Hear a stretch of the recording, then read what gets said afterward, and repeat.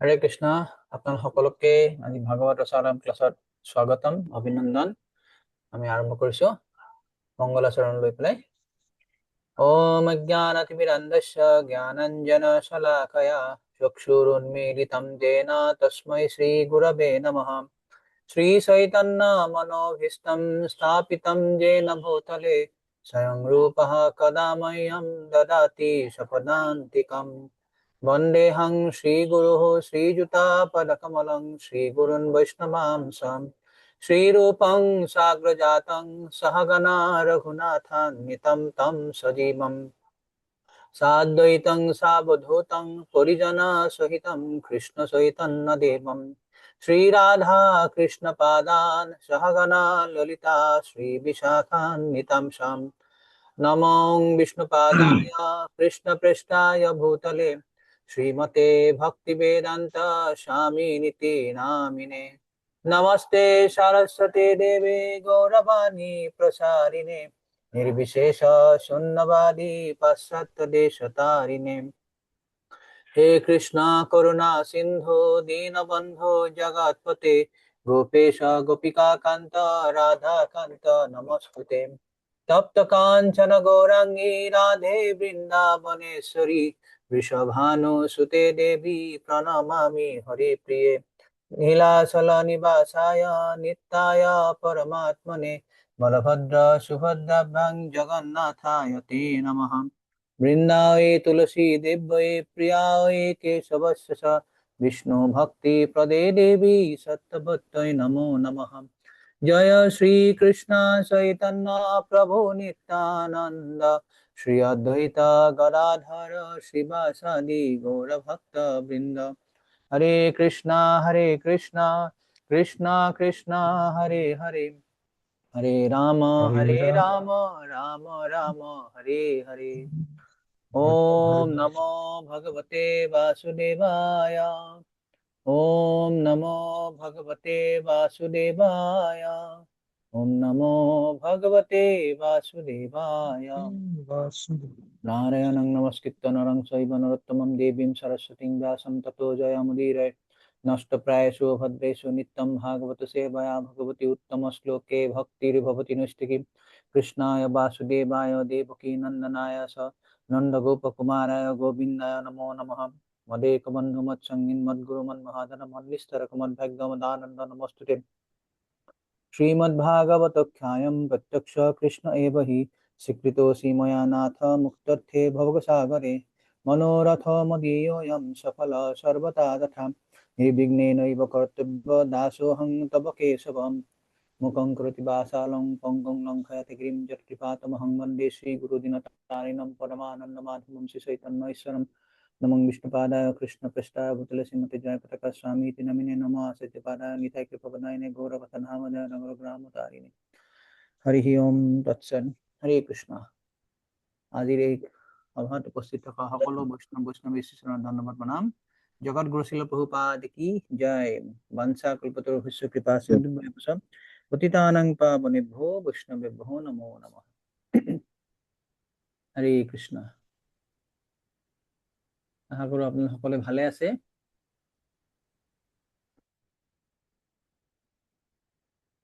হৰে কৃষ্ণ।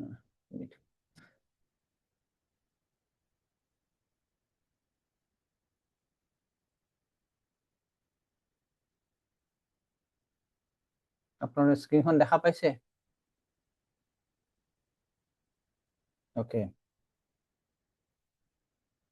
তো যোৱা ক্লাছত আমি আলোচনা কৰিছিলো প্ৰথম স্কন্ধৰ সপ্তম অধ্যায়ত আমি 16 নম্বৰ শ্লোকলৈকে আলোচনা কৰিছিলো। দ্ৰোণ পুত্ৰ দণ্ডিত। প্ৰথম 7টা শ্লোকত আমি আলোচনা কৰিছিলো ব্যাসদেৱে ধ্যান কৰিছিলে। নাৰদ মুনি যোৱাৰ পিছত তেওঁ ধ্যান কৰিলে। সৰস্বতী নদীৰ পাৰত তেওঁ বহি পেলাই ধ্যান কৰি পৰম পুৰুষোত্তম ভগৱানক তেওঁ দৰ্শন কৰিলে। ভগৱানৰ পিছৰ ফালে তেওঁ মায়াদেৱীক দৰ্শন কৰিলে। তেওঁ মায়াদেৱী দৰ্শন কৰাৰ পিছত জীৱবিলাকৰ দুখৰ কাৰণ তেওঁ নিৰ্ধাৰণ কৰিলে যে মায়াদেৱীৰ দ্বাৰা মোহিত হৈ পেলাই জীৱবিলাক সদায় দুখত থাকে। আৰু তাৰ পিছত তেওঁ সেই দুখৰ উপায় নিবাৰণ কৰিলে যেন শ্ৰীমদ ভাগৱত ৰচনা কৰিলে। আৰু সেই শ্ৰীমদ ভাগৱত আমি যদি শ্ৰৱণ কৰো, কীৰ্তন কৰো, তেতিয়াহ'লে আমাৰ কি হ'ব? হৃদয়ত ভগৱান কৃষ্ণৰ প্ৰতি ভক্তিৰ উদয় হয়। আৰু তাৰ পিছত লগতে কি হয়? আমাৰ দুখ, শোক আৰু মোহ, এই তিনিটা বস্তুৰ পৰা আমি মুক্তি পাব পাৰো।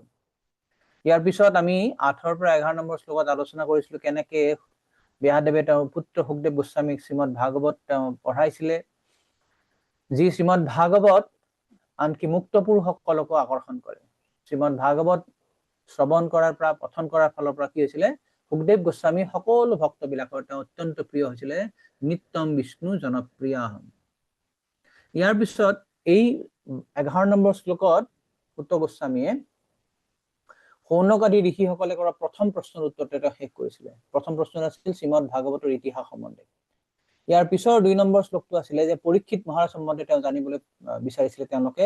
এতিয়া পৰীক্ষিতৰ কাহিনী বৰ্ণনা কৰিবলৈ যোৱাৰ আগতে তেওঁ এটা প্ৰিলিউড বা এটা ভূমিকা তেওঁ দাঙি ধৰিছে, য'ত তেওঁ এই 7ম অধ্যায়ৰ 12 নম্বৰ শ্লোকৰ পৰা আৰম্ভ কৰি 11 নম্বৰ অধ্যায়লৈকে, একাদশ অধ্যায়লৈকে বিভিন্ন ঘটনাৰ তেওঁ বৰ্ণনা কৰিব।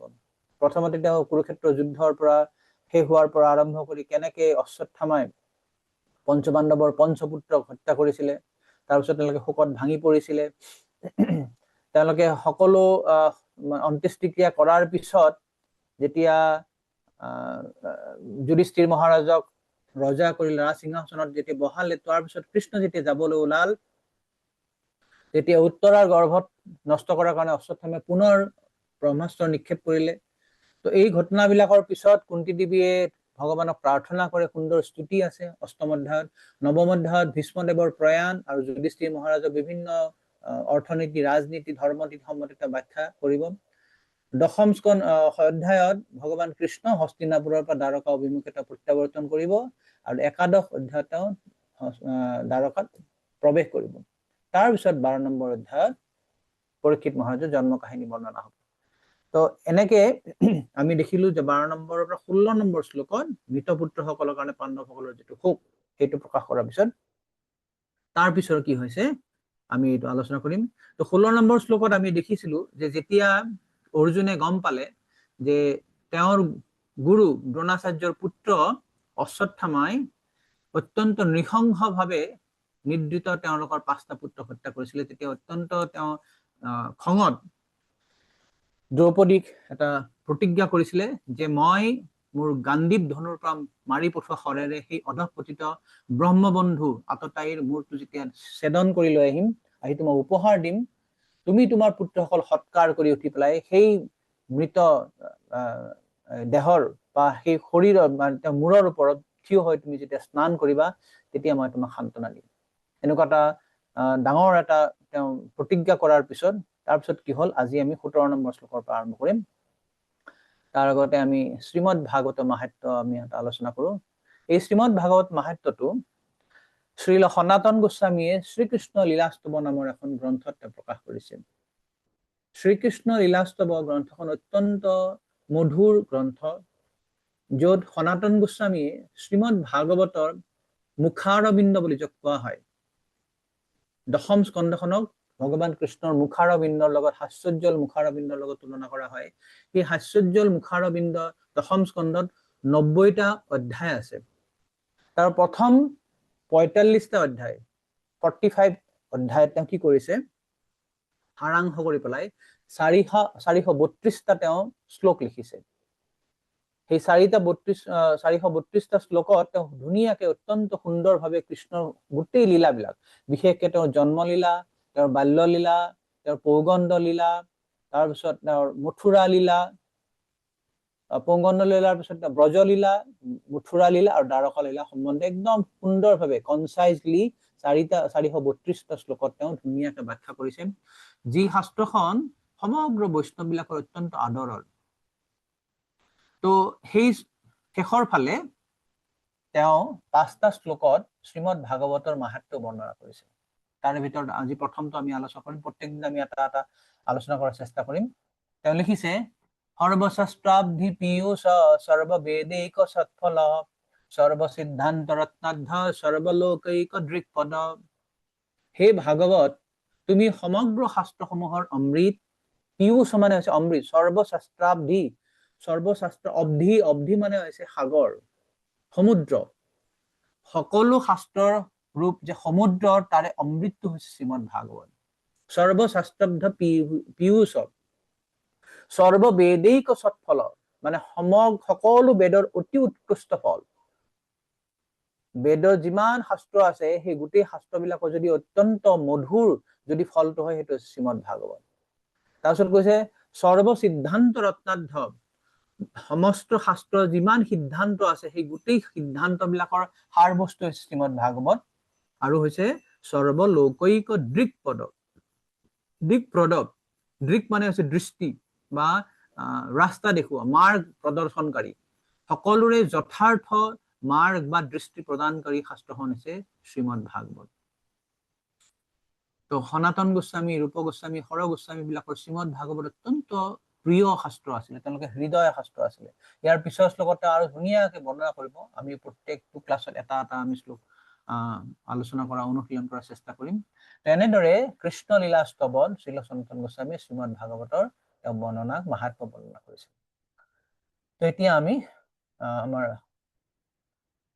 আলোচনাত প্ৰৱেশ কৰো। 17 নম্বৰ শ্লোকৰ পৰা আৰম্ভ কৰিম। 17 পৰা 34 নম্বৰ শ্লোকলৈ অৰ্জুনে কেনেদৰে অশ্বত্থামাক গ্ৰেপ্তাৰ কৰিছে সেইটোৰ ওপৰত আমি আলোচনা হ'ব। এটা এটা সেকশনত আমি যাম। 17 নম্বৰ শ্লোকত কৈছে ইতি প্ৰিয়াংবল্গ বিচিত্ৰ জল্পৈ সশান্ত ইত্যাচ্যুত মিত্ৰসূতঃ অন্নাদ্ৰবদ্দংসিত উগ্ৰধন্যা কপিধ্বজ গুৰুপুত্ৰং ৰথেন। সব শ্লোক বিলাক আমি শ্লাইডত কৰোৱা নাই, আমি মাতি যাম, অনুবাদ বিলাক পঢ়িম। তো 17 নম্বৰ শ্লোকৰ অনুবাদ হৈছে যাক পৰমেশ্বৰ ভগৱান অচ্যুতে সখা আৰু সাৰথী ৰূপে সদায় পৰিচালিত কৰে, সেই অৰ্জুনে এনেধৰণৰ মধুৰ আৰু বিচিত্ৰ বাক্যেৰে দ্ৰৌপদীক সান্তনা দিলে। কি সান্তনা দিছিলে আমি আগতে শুনিলো, যে তেওঁ দ্ৰৌপদীৰ ওচৰত প্ৰতিজ্ঞা কৰিছে যে মই সেই ব্ৰহ্মবন্ধু আততায়ী অশ্বত্থামাৰ শিৰচ্ছেদ কৰি শিৰটো আনি যেতিয়া তোমাক উপহাৰ দিম, তুমি তাৰ ওপৰত থিয় হৈ পেলাই স্নান কৰিবা। মানে ভয়ংকৰ প্ৰতিজ্ঞা। সাধাৰণতে যিবিলাক ক্ষত্ৰিয় আছে তেওঁলোকে এনেকুৱা ধৰণৰ খুব বীৰত্বৰ প্ৰদৰ্শন কৰি তেওঁলোকে প্ৰতিজ্ঞা কৰে। তো এনেকে বিচিত্ৰ বাক্য বুলি কৈছে সুত গোস্বামী, যে বিচিত্ৰ আৰু মধুৰ বাক্যেৰে তেওঁ দ্ৰৌপদীক সান্তনা দিলে। তাৰ পিছত কবচ ধাৰণ কৰি ভয়ংকৰ অস্ত্ৰেৰে সজ্জিত হৈ তেওঁ ৰথেৰে নিজৰ গুৰুৰ পুত্ৰ অশ্বত্থামাক অনুসৰণ কৰিবৰ বাবে ওলাই গ'ল। এতিয়া ওলাই গ'ল তেওঁ। তো অচ্যুত যাক অৰ্জুন, যাক ইয়াতে অচ্যুত মিত্ৰচ্যুত বুলি কোৱা হৈছে, মানে অচ্যুত মানে ভগৱান কৃষ্ণ, যাৰ মিত্ৰ, যাৰ মিত্ৰ মানে হৈছে যাৰ বন্ধু বা সখা, আৰু চ্যুত মানে হৈছে সাৰথী। যিজন কৃষ্ণ হৈছে অৰ্জুনৰ সাৰথী আৰু মিত্ৰ, সেই পৰমেশ্বৰ ভগৱান শ্ৰী অচ্যুতে কি কৰিছে, সখা আৰু সাৰথী ৰূপে সদায় অৰ্জুনক তেওঁ পৰিচালিত কৰে। তো ইয়াতে আমি প্ৰথম দেখিলো যে এই ফাৰ্ষ্ট টাইমৰ কাৰণে শ্ৰীমদ ভাগৱতত কৃষ্ণৰ প্ৰথম প্ৰৱেশ হল। কেনেকে প্ৰৱেশ হৈছে, খুব সুন্দৰ এটা চিন, নহয়? কৃষ্ণ এতিয়া অৰ্জুনৰ ৰথৰ সাৰথী হৈ পেলাই তেওঁ প্ৰৱেশ কৰিছে। But he is the hero of Srimad Bhagavata. গোটেই শ্ৰীমদ ভাগৱত কাক লৈ পেলাই গঠিত হৈছে, কাক লৈ পেলাই ৰচিত হৈছে? কেৱল ভগৱান কৃষ্ণক উপস্থাপন কৰাৰ কাৰণে। কৃষ্ণস্তু ভগৱান স্বয়ং। তো সেই শ্ৰীমদ ভাগৱতৰ মূল যিজন নেতা, হিৰো, তেওঁৰ এন্ট্ৰি হৈছে এতিয়া ৰথৰ সাৰথী হিচাপে। এই সুন্দৰ এটা চিন আমি সাধাৰণতে দেখো জনজাগতিক যিবিলাক চিনেমা হয়, সেই চিনেমাত যেতিয়া এজন হিৰো যেতিয়া প্ৰৱেশ কৰিব, তেওঁৰ প্ৰৱেশটো অত্যন্ত এটা চিনেমেটিক ৱে, এটা খুব ধৰণৰ এটা এক্সাইটিং ধৰণে হয়। গাড়ী এখন আহিব, গাড়ীখনত কেমেৰাটো চিফ্ট কৰিব, গাড়ীখন দৰ্জা খোলাৰ লগে লগে, আৰু সেই দৰ্জাৰ পৰা কোনোবা এজনে জোতা পৰিহিত এখন ভৰি তেওঁ মাটিত নমাই দিব, মুখখন নেদেখায়, কেমেৰাটো ফকাছ কৰিব সেই ভৰিখনৰ জোতাখনত, লাহে লাহে সেই নেতাজন বা হিৰোটো বাহিৰত লৈ আহিব, তেওঁক তলৰ পৰা নি পেলাই লাষ্টত মুখত ফকাছ কৰিব, চশমা পৰিহিত, ধুনীয়া কেপ, ধুনীয়া কাপোৰ পিন্ধি পেলাই। কিন্তু ইয়াত দেখক, ইয়াতে চাওক কেনেকুৱা Krishna, the hero of Srimad Bhagavatam, তেওঁ প্ৰৱেশ কৰিছে অৰ্জুনৰ ৰথৰ সাৰথী হিচাপে। তো কৃষ্ণই সকলো সময়তে তেওঁৰ নিজৰ ভক্তৰ দাসত্ব কৰাৰ কাৰণে সদায় উদ্বৃত্ত হৈ থাকে। আৰু এইটোৱে হৈছে কৃষ্ণৰ যে অনন্ত দিব্য গুণাৱলীৰ ভিতৰত আটাইতকৈ শ্ৰেষ্ঠ গুণাৱলী, সেইটো হৈছে ভক্ত বাৎসল্যতা। এই গুণটো হৈছে আটাইতকৈ সৰ্বশ্ৰেষ্ঠ আৰু সৰ্বতকৈ মনোমুগ্ধকৰ, যে কৃষ্ণই তেওঁৰ বিভিন্ন শক্তিৰ দ্বাৰা, অনন্ত শক্তিৰ দ্বাৰা এই জড় জগতখন সৃষ্টি কৰিছে, স্থিতি কৰিছে, তেওঁ ইয়াক প্ৰলয় কৰে, অসুৰ নিধন কৰে, বিভিন্ন ধৰণৰ কাম কিছুমান কৰি থাকে তেওঁ। কিন্তু তেওঁ যে ভক্তক কিমান ভাল পায়, ভক্তৰ প্ৰতি যে তেওঁৰ কিমান হৃদয় আছে, সেইটো তেওঁ জগতত প্ৰকাশ কৰিবৰ কাৰণে এনেকুৱা ধৰণৰ লীলাবিলাক কৰে। কৌন্তেয় প্ৰতিজানিহি নমে ভক্ত প্ৰণশ্যতি। ভগৱানৰ বিভিন্ন লীলাত বিভিন্ন অৱতাৰ বিলাকে বিভিন্ন ধৰণৰ লীলা কৰি মানুহবিলাকক, আমাৰ নিচিনা বদ্ধ জীৱ বিলাকক কি কৰে, তেওঁ আনন্দ বিধান কৰে। জগন্নাথৰ যে অনন্ত লীলাবিলাক আছে, বিভিন্ন লীলাবিলাক, সাধাৰণতে জগন্নাথৰ লীলাবিলাকক তিনি ধৰণে ভাগ কৰা হয়, যেনে পতিত পাৱন লীলা, তাৰপিছত ভক্ত বাৎসল্য লীলা, গৰ্ভগঞ্জন লীলা, এনেকুৱা ধৰণৰ বিভিন্ন লীলা জগন্নাথ ৰূপত ভগৱান কৃষ্ণ কৰি থাকে। নৰসিংহদেৱে এক ধৰণৰ লীলা কৰে, মৎস্যৰূপে এক ধৰণৰ লীলা কৰে, কুৰ্মৰূপে এক ধৰণৰ লীলা কৰে। তো এই বিভিন্ন ধৰণৰ লীলাবিলাকৰ মাধ্যমেৰে ভগৱানে সদায় তেওঁৰ ভক্তবিলাকক সেৱা কৰাৰ সুযোগটো তেওঁ গ্ৰহণ কৰে। তো ইয়াৰ পিছত 18 নম্বৰ শ্লোকত কৈছে যে ৰাজকুমাৰ সকলৰ হত্যাকাৰী অশ্বত্থামাই দূৰৰ পৰাই অৰ্জুনক বেগেৰে খেদি অহা দেখি ভয়ত বিহ্বল হৈ প্ৰাণ ৰক্ষাৰ বাবে নিজৰ ৰথেৰে এনেদৰে পলাই গল, যেনেদৰে শিৱৰ ভয়ত ব্ৰহ্মা পলাই গৈছিল। তমাপতন্তং স বিলক্ষ্য দুৰাত কুমাৰ উদ্বিগ্না মনাৰথেন পৰাদ্ৰৱৎ প্ৰাণ পৰিপসূৰ্যবাদ যাবৎ গমং ৰুদ্ৰ ভয়াদ অৰ্ক থাক অৰ্ক। তাৰ মানে ইয়াত কৈছে যে ৰাজকুমাৰ সকলৰ হত্যা কৰি অশ্বত্থামাই দূৰৰ পৰা অৰ্জুনক বেগেৰে খেদি অহাতে দেখি, অশ্বত্থামাই যে দেখিলে যে অৰ্জুনে এতিয়া ৰথত মোক খেদি আহিছে, তেওঁ লগে লগে কি কৰে, নিজৰ ৰথত উঠি পেলাই এনেদৰে পলাই গল, যেনেদৰে শিৱৰ ভয়ত ব্ৰহ্মাই পলাই গৈছিলে। তো প্ৰভুপাদে কৈছে যে পাঠৰ বিষয়বস্তু অনুসৰি ক অথবা অৰ্ক যিয়েই নহওক লাগিলে, সেই বিষয়ে পুৰাণসমূহত দুটা প্ৰসংগ আছে। এই যে লাষ্টত কৈছে ৰুদ্ৰ ভয়াদ যথা ক, ক মানে হৈছে ব্ৰহ্মাক ক বুলি কোৱা হয়, বা আৰু এটা অৰ্থ কৰিছে অৰ্ক, অৰ্ক মানে হৈছে সূৰ্য। তো ক মানে ব্ৰহ্মা, ব্ৰহ্মাই এদিন নিজৰ কন্যাৰ প্ৰতি আকৃষ্ট হৈ সেই কন্যাক অনুসৰণ কৰিছিলে। সেই কথাত শিৱৰ অত্যন্ত ক্ৰোধ হয় আৰু তৎক্ষণাৎ ত্ৰিশূলেৰে ব্ৰহ্মাক আক্ৰমণ কৰিবৰ বাবে খেদি যায়। তেতিয়া ব্ৰহ্মাই প্ৰাণ ৰক্ষাৰ বাবে পলায়ন কৰে। আনহাতে অৰ্ক বুলি বিচাৰ কৰিলে বামন পুৰাণৰ প্ৰসংগ আহি পৰে। সেইমতে বিদ্যুৎমালী নামৰ এজন দৈত্য আছিলে, তেওঁৰ এখন অত্যন্ত উজ্জ্বল সোণৰ ৰথ আছিল, যিখন আকাশত সূৰ্যৰ পিছে পিছে গৈ থাকে। গতিকে সূৰ্য নাথাকিলে ৰথৰ পোহৰেৰে পোহৰ হৈ থকাৰ বাবে ৰাতি নহয়। তো সেইবাবে সূৰ্য দেৱতাৰ খং উঠে আৰু সূৰ্যৰ ভয়ংকৰ উত্তাপেৰে ৰথখন পুৰি পেলায়। এই কথাতে শিৱই ক্ৰোধেৰে সূৰ্য দেৱতাক আক্ৰমণ কৰিবলৈ খেদি যায়। সূৰ্য দেৱতাই অৰ্থাৎ অৰ্কই তীব্ৰ বেগেৰে পলাই যাওঁতে আকাশৰ পৰা খহি পৰি কাশীত পৰিলহি। কাশীৰ যিখিনি ঠাইত সূৰ্য দেৱতা পৰিছিলে সেই ঠাইখনক লোলাৰ্ক নামে প্ৰসিদ্ধ।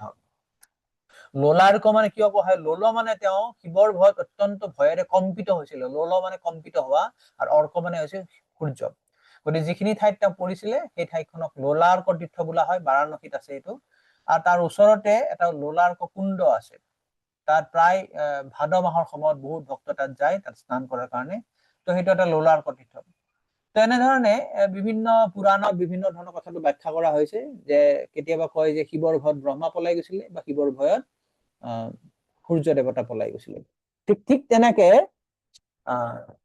এই অশ্বত্থামা অৰ্জুনক এনেদৰে ৰথেৰে ধাবিত হোৱা দেখি তেওঁ ভয়েৰে পলাই গুচি গল। 19 নম্বৰত কৈছে যে যেতিয়া ব্ৰাহ্মণৰ পুত্ৰ অশ্বত্থামাই দেখিলে যে তেওঁৰ ঘোঁৰাবিলাক ভাগৰি পৰিছে, তেতিয়া তেওঁৰ পৰম অস্ত্ৰ ব্ৰহ্মাস্ত্ৰ, পাৰমাণৱিক অস্ত্ৰৰ বাহিৰে অন্য কোনো আত্মৰক্ষাৰ সাধন নাই বুলি বিবেচনা কৰিলে। এতিয়া দেখিছে যে মইতো অৰ্জুনৰ লগত যুদ্ধত নোৱাৰিম, অৰ্জুনে এতিয়া নিজেই খঙত আছে, তেওঁ ইমান ডাঙৰ মহান এজন বীৰ, এতিয়া মোক পিছে পিছে ধাবিত কৰিছে, এতিয়া মই কেনেকে নিজকে ৰক্ষা কৰিম? সেইকাৰণে তেওঁ এতিয়া কি কৰিলে, তেওঁ কি চিন্তা কৰিলে যে না, এতিয়া নিজক ৰক্ষাৰ কাৰণে মোৰ ব্ৰহ্মাস্ত্ৰৰ বাহিৰে কোনো উপায় নাই। প্ৰভুপাদে লিখিছে যে ইয়াত শব্দটো হৈছে যে অস্ত্ৰং ব্ৰহ্ম শিৰোমেনে আত্মত্ৰাণং দ্বিজাত্মজ। দ্বিজাত্মজ মানে ব্ৰাহ্মণৰ পুত্ৰ অশ্বত্থামাই। দ্বিজ আত্মজ, দ্বিজ মানে হৈছে দুবাৰ জন্ম পোৱা। দ্বিজ আত্মজ মানে যে ব্ৰাহ্মণৰ পৰা জন্ম হোৱা আত্মজ অৰ্থাৎ তেওঁ দ্ৰোণাচাৰ্যৰ পুত্ৰ, ব্ৰাহ্মণৰ পুত্ৰ। প্ৰভুপাদে লিখিছে যেতিয়া চৰম অৱস্থা আহি পৰে আৰু কোনো গত্যন্তৰ নাথাকে, কেৱল তেতিয়াহে ব্ৰহ্মাস্ত্ৰ বা পাৰমাণৱিক অস্ত্ৰ প্ৰয়োগ কৰা হয়। যেতিয়া কোনো উপায় নাই, লাষ্ট মানে এফৰ্ট, লাষ্ট অপশ্যন, আমাৰ বেলেগ কোনো উপায় নাই, তেতিয়া ব্ৰহ্মাস্ত্ৰ প্ৰয়োগ কৰে। তো ইয়াত দ্বিজাত্মজ শব্দটো কিয় কৰা হৈছে তাৎপৰ্যপূৰ্ণ বুলি কৈছে, কাৰণ অশ্বত্থামা যদিও দ্ৰোণাচাৰ্যৰ পুত্ৰ আছিল, তথাপি তেওঁৰ গাত প্ৰকৃতাৰ্থত ব্ৰাহ্মণৰ গুণসমূহ নাছিলে। আটাইতকৈ বুদ্ধিমানজনকহে ব্ৰাহ্মণ বোলা হয়, আৰু এইটো এটা বংশানুক্ৰমে লাভ কৰা উপাধি নহয়। ইয়াৰ আগতে অশ্বত্থামাৰ ক্ষেত্ৰত ব্ৰহ্মবন্ধু পদটো ব্যৱহাৰ কৰা হৈছে। ব্ৰাহ্মণৰ বন্ধু হলে বন্ধুজনো ব্ৰাহ্মণৰ সমানে অৰ্হতা সম্পন্ন সেই কথা নুবুজায়। ব্ৰাহ্মণৰ বন্ধু হলে ব্ৰাহ্মণৰ এজন বন্ধুক ব্ৰাহ্মণৰ এজন পুত্ৰক যদি তেওঁ সম্পূৰ্ণৰূপে যোগ্যতা লাভ কৰিছে, তেনেহলেহে কেৱল ব্ৰাহ্মণ বুলি উল্লেখ কৰিব লাগে, তাৰ বাহিৰে অন্য কাৰণে নহয়। তো ইয়াতে দ্বিজাত্মজ কিয় কোৱা হল, যে যদিও তেওঁ দ্ৰোণাচাৰ্যৰ পুত্ৰ, তেওঁ কিন্তু নিজে ব্ৰাহ্মণ নাছিল। এই কথাটোৰ লগত এই গোটেই শ্লোকটোৰ সম্পৰ্কটো কি? সম্পৰ্কটো এইটোৱেই যে যদিও তেওঁ এজন ব্ৰাহ্মণৰ পুত্ৰ, যদিও তেওঁৰ পিতৃদেৱ এজন মহান আচাৰ্য আছিল, তথাপি সেই গুণটোত অশ্বত্থামাৰ নাছিলে। যদি থাকিলে হয় তেতিয়াহ'লে অশ্বত্থামে এনেকুৱা এটা গৰ্হিত কাম নকৰিলে হয়। আৰু গৰ্হিত কাম কৰাৰ পিছত যেতিয়া পলায়ন কৰিছে, তেওঁ নিজৰ আত্মৰক্ষাৰ কাৰণে তেনেহ'লে অৰ্জুনৰ লগত যুদ্ধ কৰিব লাগিছিলে। যে এনেকুৱা নহয় যে তেওঁৰ হাতত কোনো মানে উপায় নাই, তেওঁ যুদ্ধ কৰিব নোৱাৰে, তেওঁৰ সকলো অস্ত্ৰ শেষ, তাৰপিছত তেওঁ এতিয়া ব্ৰহ্মাস্ত্ৰময়, সেইটোও অপশ্যন নাই। তেওঁ এতিয়া দেখিছে যে নাই, মোৰ কোনো উপায় নাই, প্ৰাণ ৰক্ষাৰ কাৰণে মোৰ ব্ৰহ্মাস্ত্ৰ প্ৰয়োগ কৰিব লাগিব। এইটোৰ কাৰণে এই যে এটা অত্যন্ত নগণ্য বা জঘন্য এটা সিদ্ধান্ত লোৱাৰ কাৰণে তেওঁ দ্বিজাত্মজ বুলি কোৱা হৈছে। যে যি সিদ্ধান্তটো এজন বুদ্ধিমান ব্ৰাহ্মণে কেতিয়াও নললেহেঁতেন। সেইকাৰণে ইয়াতে কৈছে যে দ্বিজাত্মজ শব্দটো অত্যন্ত গুৰুত্বপূৰ্ণ। তাৰপিছৰ 20 নম্বৰ শ্লোকত এটা কি কৈছে, তেওঁ কৈছে যে অথ অপস্পৃশ্য চলিলং দদ সংদধে তৎসমাহিতম অজ্ঞানপি সংহাৰং প্ৰাণ কৃষ্ণ উপস্থিতে। তাৰপিছত তেওঁ প্ৰাণৰ সংশয় উপস্থিত হোৱা দেখি, তেওঁ দেখিলে যে এতিয়াতো মোক মাৰি পেলাব অৰ্জুনে, প্ৰাণৰ সংশয় হোৱা উপস্থিত দেখি তেওঁ আচমন কৰি সেই ব্ৰহ্মাস্ত্ৰ প্ৰয়োগ কৰিবৰ কাৰণে একাগ্ৰ চিত্ৰে তাৰ মন্ত্ৰৰ ওপৰত তেওঁ ধ্যান কৰিলে, যদিও সেই অস্ত্ৰ সংবৰণ কৰাৰ পদ্ধতিটো তেওঁ নাজানিছিল। তো অশ্বত্থামাই ব্ৰহ্মাস্ত্ৰ প্ৰয়োগ কৰা বিদ্যাটো জানে, কিন্তু সেইটো কেনেকে সংবৰণ কৰিব লাগে, কেনেকে এইটো মানে নিজৰ ওচৰলৈ ঘূৰাই লৈ আহিব লাগে, সেইটো তেওঁ জনা নাছিল। 21 নম্বৰত কৈছে ততঃ প্ৰাদুষ্কৃতং তেজ প্ৰচণ্ডং সৰ্বতো দিশম প্ৰাণাপদম অভিপ্ৰেক্ষ বিষ্ণুং জিষ্ণুৰুবাসঃ। এতিয়া যেতিয়া অশ্বত্থামাই ব্ৰহ্মাস্ত্ৰটো নিক্ষেপ কৰিলে, নিক্ষেপ কৰাৰ লগে লগে গোটেই চাৰিওফালে একদম প্ৰচণ্ড জ্যোতি হল, প্ৰচণ্ড তাপ উৎপন্ন হল। হঠাৎ সেইটো দেখি পেলাই অৰ্জুনে এটা চিন্তা কৰিছে, কিহৰ পৰা এইটো হল, ক'ৰ পৰা এইটো আহিলে? সেইটোৱে কৈছে যে তাৰ পাছত এক প্ৰচণ্ড জ্যোতি সকলো দিশতে বিয়পি পৰিল। ই এনে ভয়ংকৰ আছিল যে অৰ্জুনে নিজৰ প্ৰাণৰ সংশয় উপস্থিত হোৱা বুলি ভাবি ভগৱান কৃষ্ণক সম্বোধি এনেদৰে কলে। সম্বোধি কি কলে এতিয়া আমি চাম। এই প্ৰথম এতিয়া 22 নম্বৰৰ পৰা অৰ্জুনৰ স্তুতি আৰম্ভ হব। এই 5টা শ্লোকত অৰ্জুনে স্তুতি আৰম্ভ কৰিছে। এইটো হৈছে শ্ৰীমদ ভাগৱতৰ প্ৰথম স্তুতি। শ্ৰীমদ ভাগৱতত বহুত স্তুতি পাম আমি, বহুতে স্তুতি কৰিব।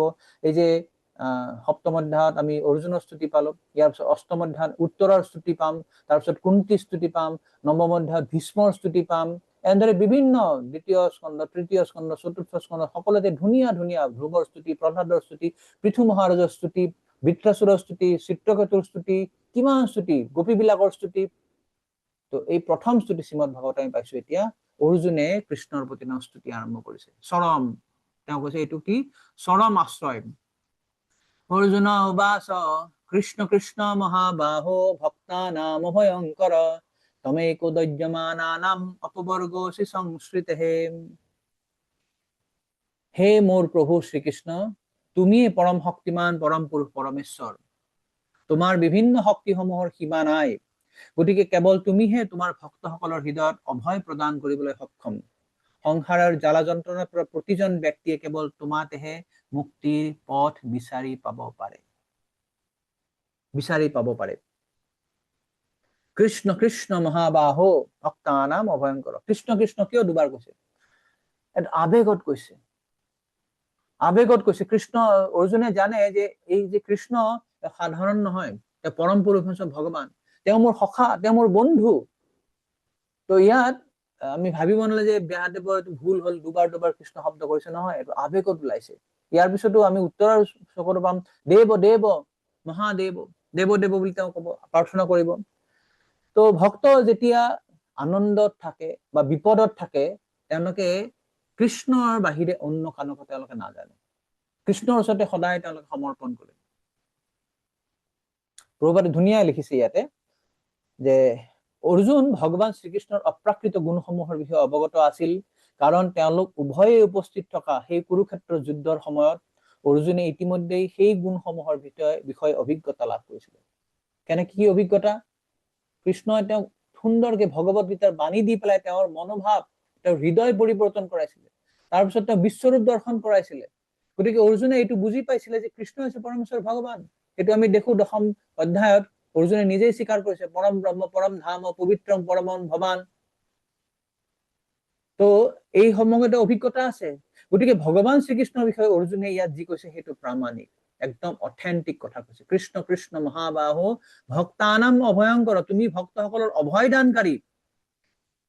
আমাৰ ভয় কি কেতিয়া হয়? আমিতো ভগৱানৰ সন্তান, আমি ভগৱানৰ অংশ। মমই বাংশু জীৱ লোকে জীৱ ভূত সনাতন। আমি যদি ভগৱানৰ যদি সন্তান হওঁ, আমি যদি ভগৱানৰ অংশ হওঁ, তেনেহলে আমিতো ভয় থাকিব নালাগে।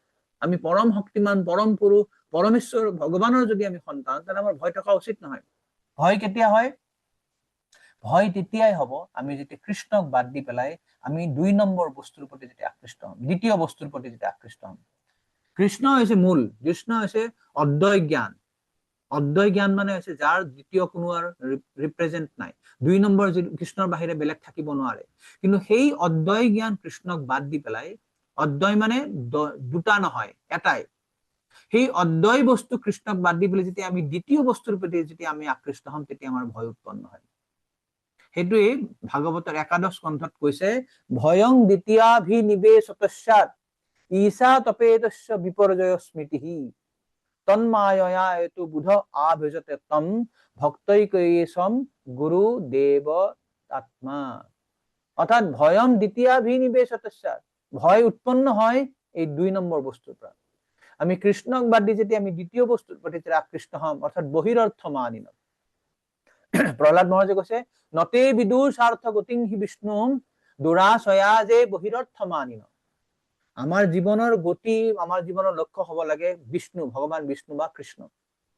কৃষ্ণক বাদ দি যেতিয়া আমি বহিৰৰ্থ মানি হৈ যাওঁ, কৃষ্ণক বাদ দি যেতিয়া আমি বহিৰংগ শক্তি বা বেলেগ অৰ্থৰ বা বেলেগ কামৰ কাৰণে যেতিয়া আমাৰ মনটো ধাবিত হয়, সেইটোকে কয় বহিৰৰ্থ মানিন। আৰু যেতিয়া আমি বহিৰৰ্থ মানিন হম, তেতিয়া আমাৰ ভয় উৎপন্ন হয়। ভয় মানে আমি আগৰ দিনা আলোচনা কৰিছিলো, শোক মোহ ভয়াপহা। আমাৰ ভয় হয় যে আমাৰ যিবিলাক বস্তু আছে, মোৰ লগত যি আছে, মোৰ বিদ্যা বুদ্ধি বল ধন সম্পদ স্ত্ৰী পুত্ৰ পৰিবাৰ ঘৰ সকলোবিলাক যদি নাশ হৈ যায়, আমি হেৰুৱাৰ ভয় কৰো।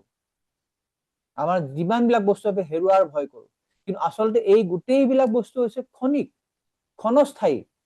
এইবিলাক আমাৰ লগত খুব অল্প সময়ৰ কাৰণে, অলপ সময়ৰ কাৰণে আমাৰ লগত সম্পৰ্কিত হৈ আছে। আচলতে আমাৰ সম্পৰ্ক হৈছে কৃষ্ণৰ লগত, যিটো সম্পৰ্ক হৈছে চিৰন্তন, নিত্য, চিৰস্থায়ী সম্পৰ্ক। সেইটো যেতিয়া আমি পাহৰি যাওঁ, পাহৰি গৈ পেলাই যে এই বহিৰ অৰ্থ, বাহিৰৰ বস্তুবিলাকৰ প্ৰতি, ক্ষণস্থায়ী বস্তুৰ লগত যেতিয়া আমাৰ সম্পৰ্ক গঢ়ি তোলো, আৰু সেইবিলাক যেতিয়া আমাৰ পৰা গুচি যায়, আমি যেতিয়া হেৰুৱাও বা হেৰুৱাৰ যেতিয়া ভয় থাকে, তেতিয়া আমাৰ ভয় হয়।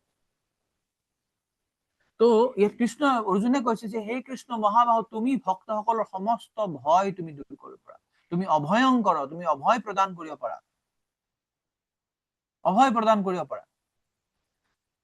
প্ৰভুপাদে তাৰপিছত লিখিছে, জড়জাগতিক জীৱনটো জ্বলি থকা বনজুইৰ নিচিনা। সেই বনজুইক একমাত্ৰ ভগৱান শ্ৰীকৃষ্ণৰ কৃপা হলেহে নুমুৱাব পাৰি। আধ্যাত্মিক গুৰুজন ভগৱানৰ কৃপাৰ প্ৰতিনিধি স্বৰূপ। গুৰু হৈছে কৃষ্ণৰ কৃপা মূৰ্তি। কৃষ্ণ কৃপা শ্ৰীমূৰ্তি শ্ৰীল অভয় চৰণাৰবিন্দ ভক্তি বেদান্ত স্বামী শ্ৰীল প্ৰভুপাদ। গুৰুক কৃষ্ণৰ কৃপাৰ মূৰ্তি বুলি কোৱা হয়। গুৰুৰূপে কৃষ্ণ হন শাস্ত্ৰৰ প্ৰমাণে। শাস্ত্ৰই কৈছে যে গুৰু হৈছে কৃষ্ণৰ কৃপাৰ মূৰ্ত প্ৰকাশ। গতিকে জড় জীৱনত জুইত দগ্ধ হোৱা ব্যক্তি এজনে আত্মোপলব্ধি সম্পন্ন আধ্যাত্মিক গুৰুৰ স্বচ্ছ মাধ্যমেৰে ভগৱানৰ কৰুণাৰ দৃষ্টি লাভ কৰিব পাৰে। চাওক ভগৱান কিমান কৰুণাময়, ভগৱান আমাৰ হৃদয়ত আছে পৰমাত্মা ৰূপে। তেওঁ জানে যে আমি কি বাসনা কৰিছো, কি ইচ্ছা কৰিছো। তো আমি যদি আমাৰ জড়জাগতিক ইন্দ্ৰিয় উপভোগ কৰা যদি বাসনা কৰো, কৃষ্ণ সেইটো আমাক সুবিধা দিছে। কিন্তু যেতিয়া কোনো বুদ্ধিমান আত্মাই যেতিয়া তেওঁ বুজি পাব যে এই জগতত মই কেতিয়াও আনন্দ পাব নোৱাৰো, হে কৃষ্ণ দিছ ইজ এনাফ, মই আৰু নোৱাৰো, তুমি দয়া কৰি মোক কৃপা কৰা, তেতিয়া সেই অন্তৰাত্মা অন্তৰ্যামী ভগৱান তেওঁ আমাৰ অন্তৰৰ পৰা বাহিৰত ওলাই আহি পেলাই নিজকে এটা কৰুণাৰ মূৰ্তি ৰূপে, এটা গুৰুদেৱ ৰূপে আমাৰ ওচৰত আহে। সেইজন কৃষ্ণই এটা বেলেগ ৰূপ, এটা ৰূপ লৈ আহিব, সেইটো হৈছে গুৰুদেৱ ৰূপে। আৰু সেই গুৰুদেৱে আমাক কি কৰিব, আমাৰ যে জীৱনত জড়িত থকা যে দগ্ধ হৈ আছো যে আমাৰ জীৱন জালাত, তাতে তেওঁ কৃপাৰ বাৰী বৰ্ষণ কৰিব, কৃপাৰ এটা বৃষ্টি তেওঁ তাত আমাক ঢালি দিব। সংসাৰ লোক প্ৰাণায় কাৰুণ্য ঘনা ঘনতম। সংসাৰ দাবা নলীৰ লোক, এই যে লোক যে সংসাৰৰ দাবানলত যে আমি দগ্ধ হৈ আছো, এই দগ্ধ জুইৰ পৰা আমাক কোনে উদ্ধাৰ কৰে? সংসাৰ দাবা নলীৰ লোক প্ৰাণায় কাৰুণ্য ঘনা ঘনতম, যে সেইটোৰ পৰা আমাক ত্ৰাণ কৰাৰ কাৰণে, উদ্ধাৰ কৰাৰ কাৰণে কৰুণাৰ ঘন, মানে মেঘ যেনেকে খুব গভীৰ হৈ গলে যেতিয়া তাৰ পৰা বৃষ্টি হয়, বৰষুণ হয়, সামান্য মেঘৰ পৰা বৃষ্টি নহয়, যেতিয়া মেঘ যেতিয়া খুব গভীৰ হৈ যাব, গধুৰ হৈ যাব, তেতিয়া তাৰ পৰা বৃষ্টি হয়। ঠিক তেনেকে গুৰুদেৱো যেতিয়া কৰুণাৰে ঘনা ঘনত্তম হৈ যায়, খুব ঘন হৈ যায়, তাৰ পৰা তেওঁ বৃষ্টি দিয়ে।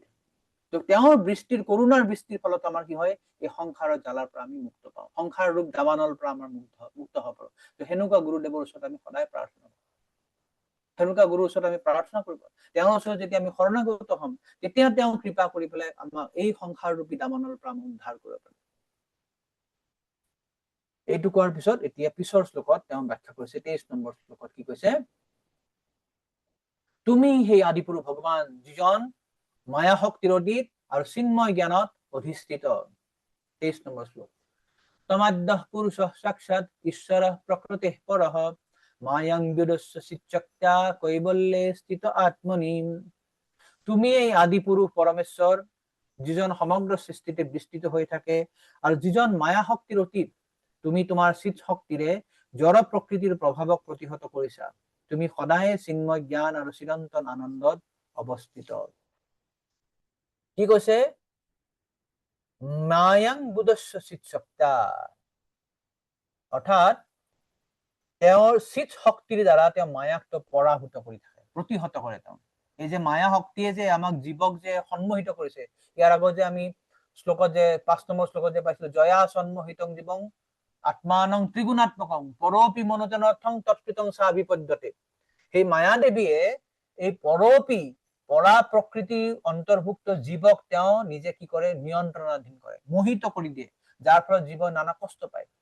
এতিয়া ইয়াত কি কৈছে, মায়াম বুদস্য চিত শক্তি, সেই যে মায়া শক্তিৰ প্ৰভাৱক দূৰ কৰিবৰ কাৰণে তেওঁ কি কৰে, চিত শক্তিৰে আমাক সহায় কৰে। তেওঁ মায়া শক্তিৰ অতীত, ভগৱান হৈছে মায়া শক্তি, তেওঁ প্ৰকৃতিৰ পৰ, ঈশ্বৰৰ প্ৰকৃতিৰ পৰ, ঈশ্বৰ হৈছে কি, তেওঁ এই প্ৰকৃতিৰ ঊৰ্ধ্বত, তেওঁ মায়া দেৱী কৃষ্ণক কেতিয়াও প্ৰভাৱিত কৰিব নোৱাৰে। যেনেকে মেঘ, সূৰ্যই কি কৰে, পৃথিৱীৰ পৰা পানী শোষণ কৰি পেলাই, সমুদ্ৰৰ পৰা পানী শোষণ কৰি পেলাই তেওঁ মেঘ সৃষ্টি কৰে। মেঘৰ সৃষ্টি হৈছে সূৰ্যৰ পৰাই, কিন্তু সেই মেঘে সূৰ্যক ঢাকিব পাৰে জানো? কেতিয়াও ঢাকিব নোৱাৰে। মেঘে সূৰ্যক কেতিয়াও ঢাকিব নোৱাৰে, কিন্তু মেঘে আমাৰ দৃষ্টিক ঢাকিব পাৰে, আমাৰ দৃষ্টিক ঢাকি পেলাই আমাক সূৰ্যৰ পৰা দূৰত ৰাখিব পাৰে, আমি সূৰ্যক দেখা নাপাওঁ, কিন্তু সেই মেঘে কিন্তু সূৰ্যক ঢাকিব নোৱাৰে।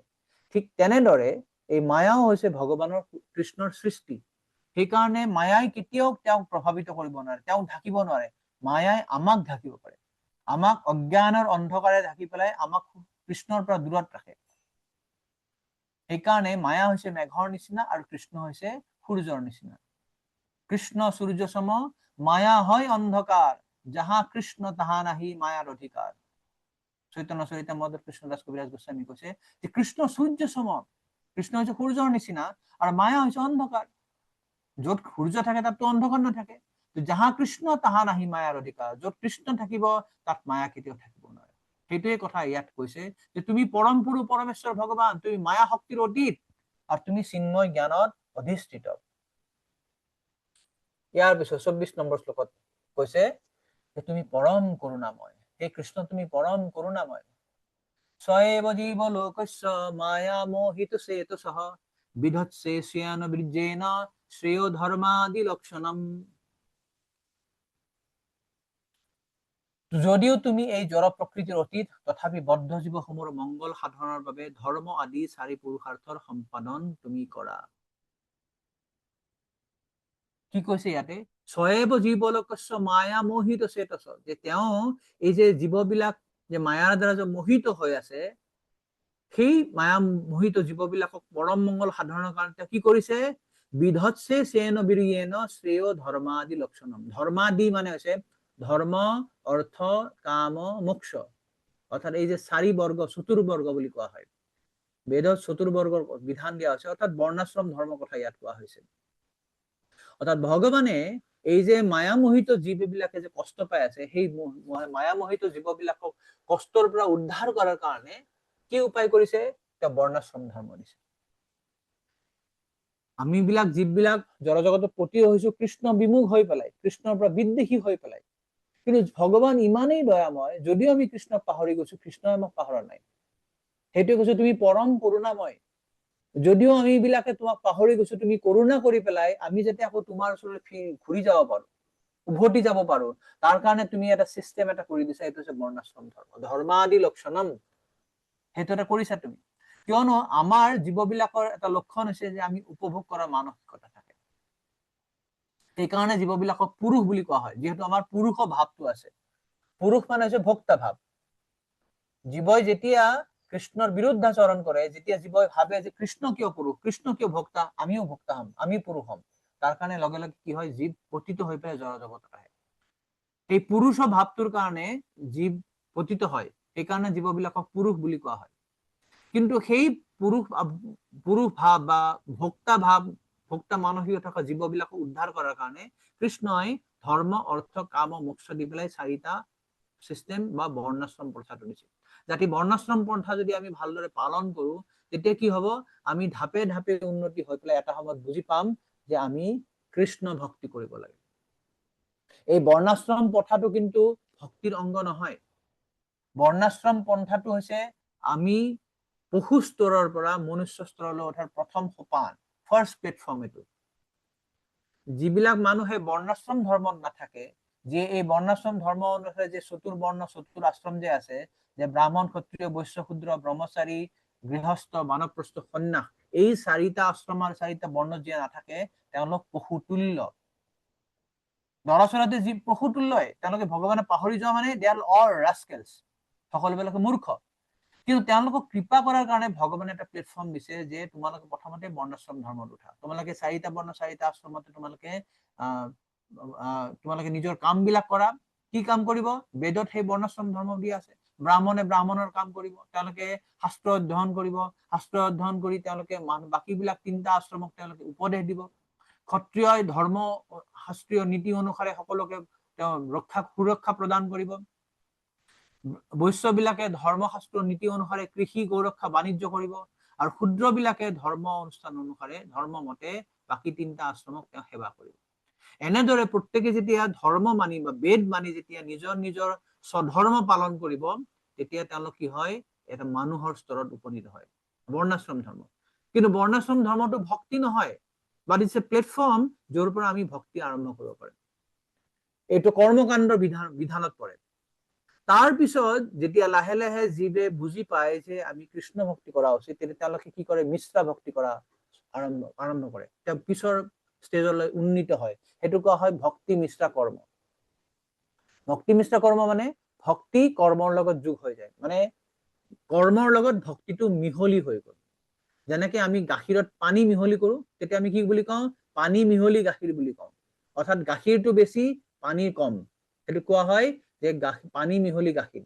ঠিক তেনেকে যেতিয়া আমি বৰ্ণাশ্ৰম ধৰ্মত আমি খালি নিজৰ ইন্দ্ৰিয় তৃপ্তিৰ কাৰণে কাম কৰি আছো, আমি কিন্তু শাস্ত্ৰৰ মতেই কৰিছো, শাস্ত্ৰৰ বিৰুদ্ধ আচৰণ কৰা নাই, কিন্তু তাত আমাৰ কেৱল নিজৰ ইন্দ্ৰিয় তৃপ্তি আছে। কিন্তু ইয়াৰ পিছত লাহেকে যেতিয়া আমি ভাবিছো ন আমি কৃষ্ণ ভক্তি কৰা উচিত, যেনেকে নতুন মানুহবিলাক যেতিয়া কৃষ্ণ ভক্তিত আহে, ইস্কনত যেতিয়া জইন কৰে, তেওঁলোকে নিজৰ কামবিলাক কৰি আছিলে। এতিয়া কোনোবাই গৈ পেলাই ক'লে আপুনি অলপ ইস্কনত আহিবচোন, আপুনি একমাহ জব কৰকচোন, তাহলে এই গ্ৰন্থখন পঢ়কচোন আপুনি। তেতিয়া না কি কৰে, ভাল লাগিছে, একমালে জব কৰে, বাকী নিজৰ কামবিলাক ঠিক কৰিছে। যি নিজৰ ব্যৱসায় আছে, চাকৰি আছে, সকলোবিলাক কৰি আছে, মাজে মাজে তেওঁ একমালা দুমালা জব কৰে। কেতিয়াবা মাহত এবাৰ বা দুবাৰ মন্দিৰত আহে, কেতিয়াবা একাদশী পালন কৰে।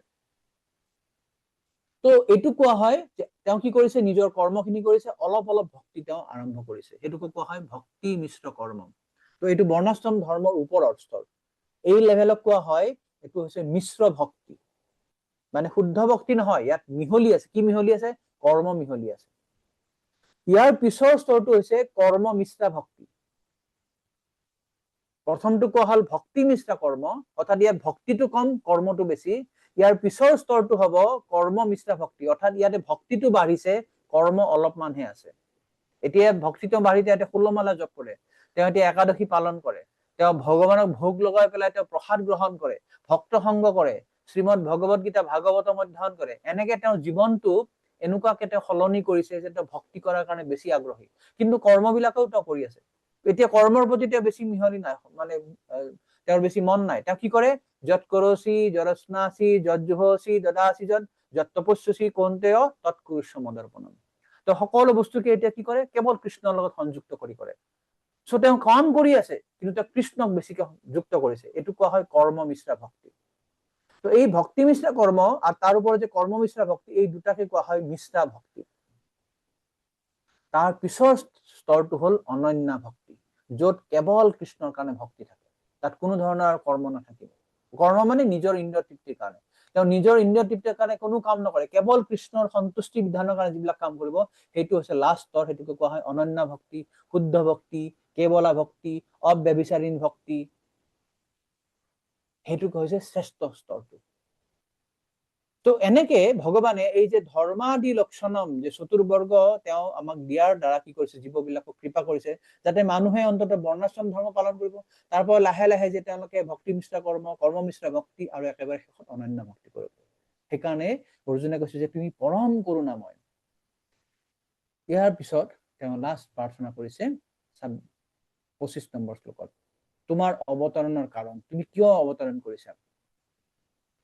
তথায়ং সাবতাৰস্তে ভুব ভাৰ জিহিৰিষয়া সানং সানন্য ভাৱানাম অনুধ্যানায় শাসকৃত। এইদৰে পৃথিৱীৰ ভাৰ হৰণ কৰিবৰ বাবে আৰু তোমাৰ বন্ধুসকলক বিশেষকৈ তোমাৰ চিন্তাতে নিমজ্জিত হৈ থকা শুদ্ধ ভক্তসকলক উপকৃত কৰিবৰ বাবে তুমি বাৰে বাৰে অৱতৰণ গ্ৰহণ কৰা।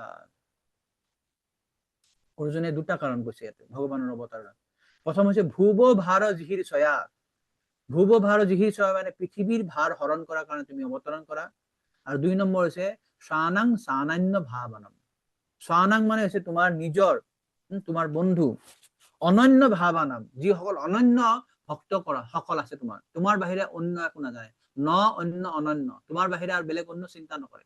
সেই অনন্য ভাৱৰ তোমাৰ যে নিজৰ যে শুদ্ধ ভক্ত আছে, তেওঁলোকক তুমি কৃপা কৰা, যাতে তেওঁলোকে তোমাক নিৰন্তৰ স্মৰণ কৰি থাকিব পাৰে। এই কাৰণে তুমি ইয়াত ধৰাধামত তুমি অৱতৰণ কৰা। ঠিক এনেকুৱা এটা আমি শ্লোক পাইছো আগতে ভগৱত গীতাত ৪ৰ্থ অধ্যায়ত ৮ নম্বৰ শ্লোকত কৈছে, পৰিত্ৰাণায় সাধুনাং বিনাশায় চ দুষ্কৃতম ধৰ্ম সংস্থাপনাৰ্থায় সম্ভৱামি যুগে যুগে। তাতে 3টা কাৰণ কৈছে কৃষ্ণ, যে সাধুসকলৰ ৰক্ষা, পৰিত্ৰাণ সাধুনাং, বিনাশায় চ দুষ্কৃতম, দুষ্কৃতিসকলক বিনাশ কৰাৰ কাৰণে, নাশ কৰাৰ কাৰণে, আৰু ধৰ্ম সংস্থাপন কৰাৰ কাৰণে। তো এই গোটেই কাৰণ বিলাকৰ মাধ্যমেৰে আমি বুজি পালো যে ইয়াত যে কৃষ্ণই 2টা কাৰণ কৈছে বা গীতাত যিবিলাক কৈছে, তো এইবিলাক বৰ্ণনাৰ মাজেৰে ঋষিসকলে 6টা প্ৰশ্ন কৰিছিলে প্ৰথম অধ্যায়ত। তাৰ ভিতৰত 3 নম্বৰ প্ৰশ্নটো আছিলে যে কৃষ্ণই পৃথিৱীত কি কাৰণে অৱতৰণ গ্ৰহণ কৰে। তো ইয়াতে এই এটা কাৰণ বৰ্ণনা কৰা হৈছে। 3 নম্বৰ প্ৰশ্নটোৰ উত্তৰ ইয়াত দিছে যে কৃষ্ণৰ অৱতৰণৰ কাৰণ। আচলতে এই 3 নম্বৰ প্ৰশ্নটোৰ আমি উত্তৰটো 2য় অধ্যায়তে পাইছিলো, 2য় অধ্যায়ৰ শেষৰ শ্লোকত, 34 শ্লোকত। তাতেও সুত গোস্বামী কৈছিলে যে কৃষ্ণ অৱতৰণ কৰাৰ উদ্দেশ্যটো হৈছে যে শুদ্ধ সত্য গুণত থকা ভক্তসকলক তেওঁ ভগৱত ধামলৈ তেওঁ ৰিক্লেইম কৰে, তাকো তেওঁ পুনৰ উদ্ধাৰ কৰে, তেওঁ লৈ গুচি যায়। গতিকে এই শ্লোকৰ মাধ্যমেৰেও আকৌ এইটো প্ৰতিপন্ন হৈছে যে কৃষ্ণৰ অৱতৰণৰ কাৰণ। আচলতে গোটেই ভাগৱতত কৃষ্ণৰ অৱতৰণৰ বহুত কাৰণ দিয়া আছে, বহুত কাৰণ দিয়া আছে। দ্বিতীয় অধ্যায়ত আমি 34 নম্বৰ শ্লোকত পালো, সুত গোস্বামী কৈছে যে শুদ্ধ সত্ৰৰ গুণত থকা ভক্তবিলাকক উদ্ধাৰ কৰাৰ কাৰণে। তাৰপিছত আমি ইয়াত আকৌ পালো অৰ্জুনে কৈছে যে ভূৰ ভাবাৰ জিগিৰিচয়া। আকৌ অষ্টম অধ্যায়ত আমি কুন্তি মহাৰাণীৰ স্তুতিটো পাম, তাত তেওঁ বিভিন্ন ধৰণৰ কাৰণ দিছে কুন্তি মহাৰাণীয়ে। ইয়াতে অৰ্জুনে মাত্ৰ দুটা দিছে, তাতে কুন্তি মহাৰাণী কেইবাটাও কাৰণ বৰ্ণনা কৰিছে কিয় তুমি অৱতৰণ কৰা। তো এনেকে কোৱাৰ পিছত 26 নম্বৰ শ্লোকত এতিয়া তেওঁ কৈছে যে এই ভয়ংকৰ জ্যোতিৰ উৎসটো কি, ভয়ংকৰ জ্যোতিটো কি, যে কিমিদং চিৎকুতো ব্যক্তি দেৱ দেৱ ন বেদহম সৰ্বতমুখ মায়াতি তেজ পৰম দাৰুণম।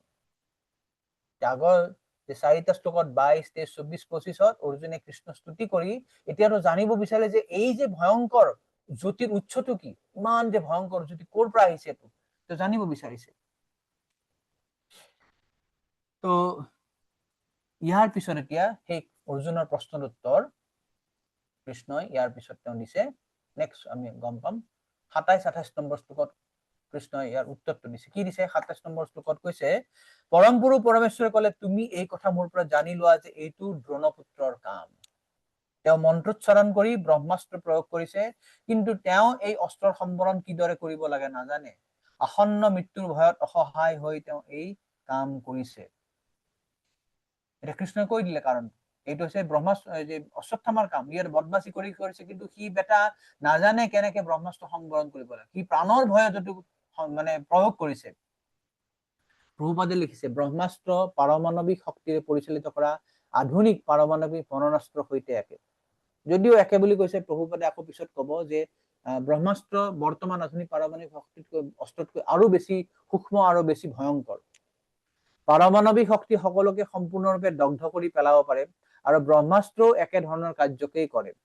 ব্ৰহ্মাস্ত্ৰও পাৰমাণৱিক বিকিৰণৰ দ্বাৰা এটা অসহনীয় উত্তাপৰ সৃষ্টি কৰে, কিন্তু পাৰ্থক্য ইমানেই যে পাৰমাণৱিক বোমা এটা স্থূল পাৰমাণৱিক অস্ত্ৰ, স্থূল মানে গ্ৰছ, কিন্তু আনহাতে ব্ৰহ্মাস্ত্ৰ হল এবিধ সূক্ষ্ম অস্ত্ৰ যাক মন্ত্ৰোচ্চাৰণ কৰি প্ৰয়োগ কৰিব লাগে।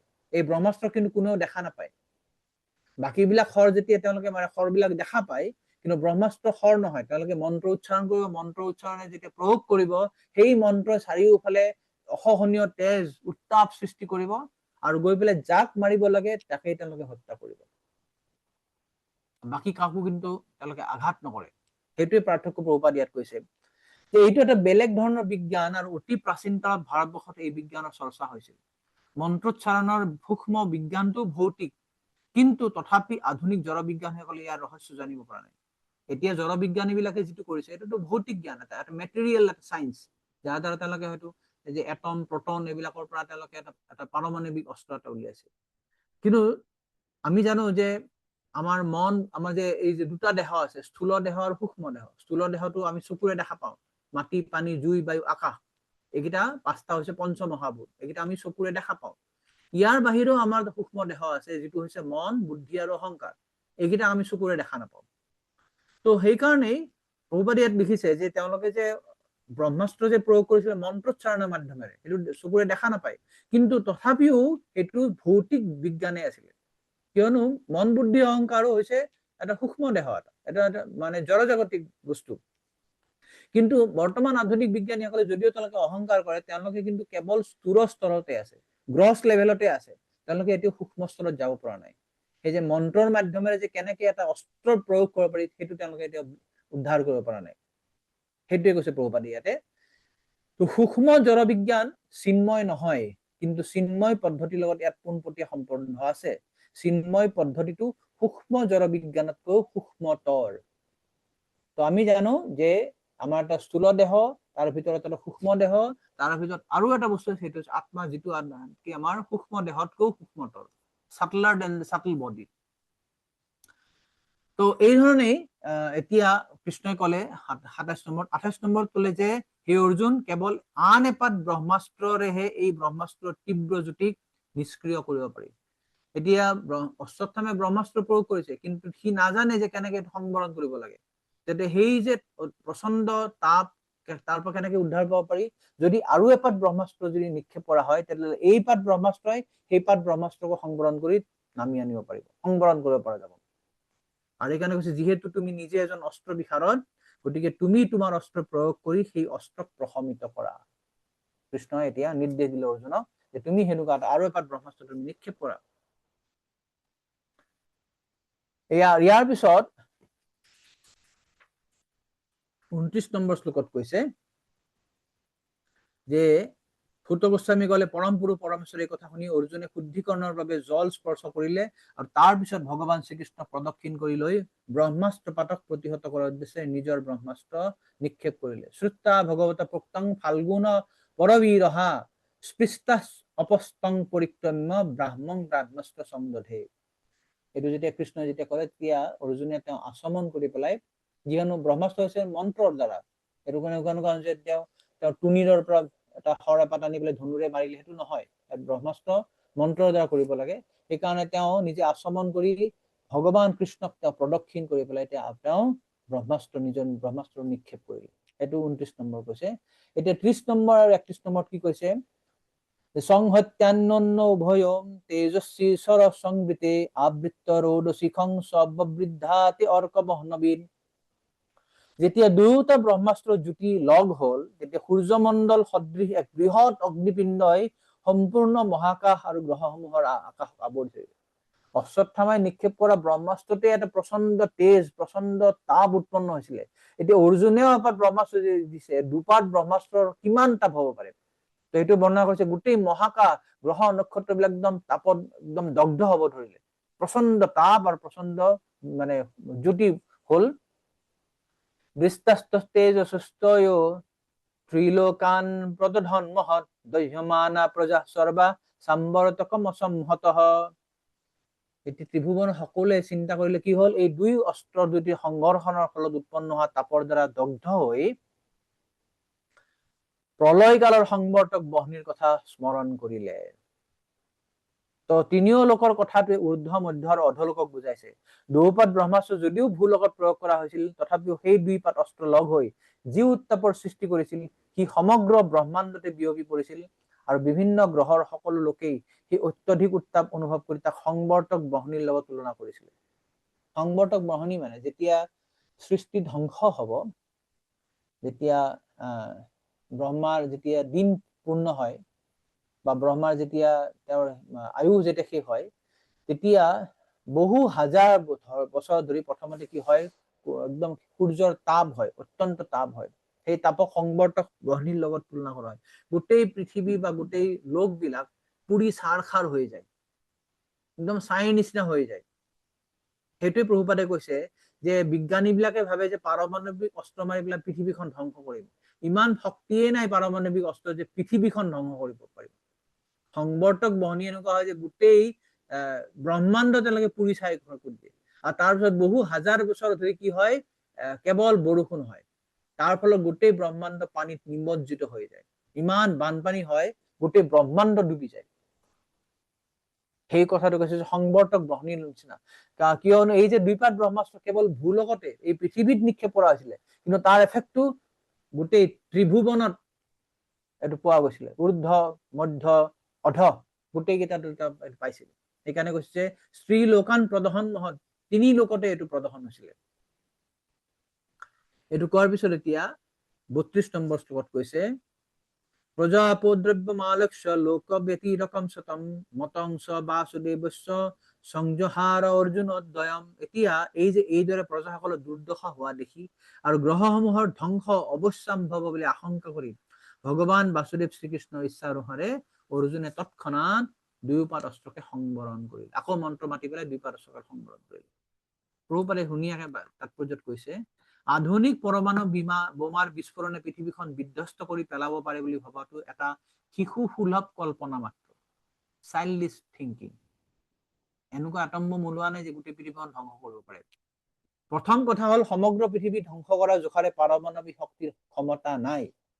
2 নম্বৰ, দ্বিতীয়তে অৱশেষত সকলো কথাই পৰমেশ্বৰ পৰম ইচ্ছাৰ ওপৰত নিৰ্ভৰ কৰে, কাৰণ তেওঁৰ ইচ্ছা বা অনুমোদন নহলে একোকে গঢ়িবও নোৱাৰি, একোকে ভাঙিবও নোৱাৰি। প্ৰকৃতিৰ নিয়মেই চৰম শক্তি বুলি ধাৰণা কৰাটো মূৰ্খতা।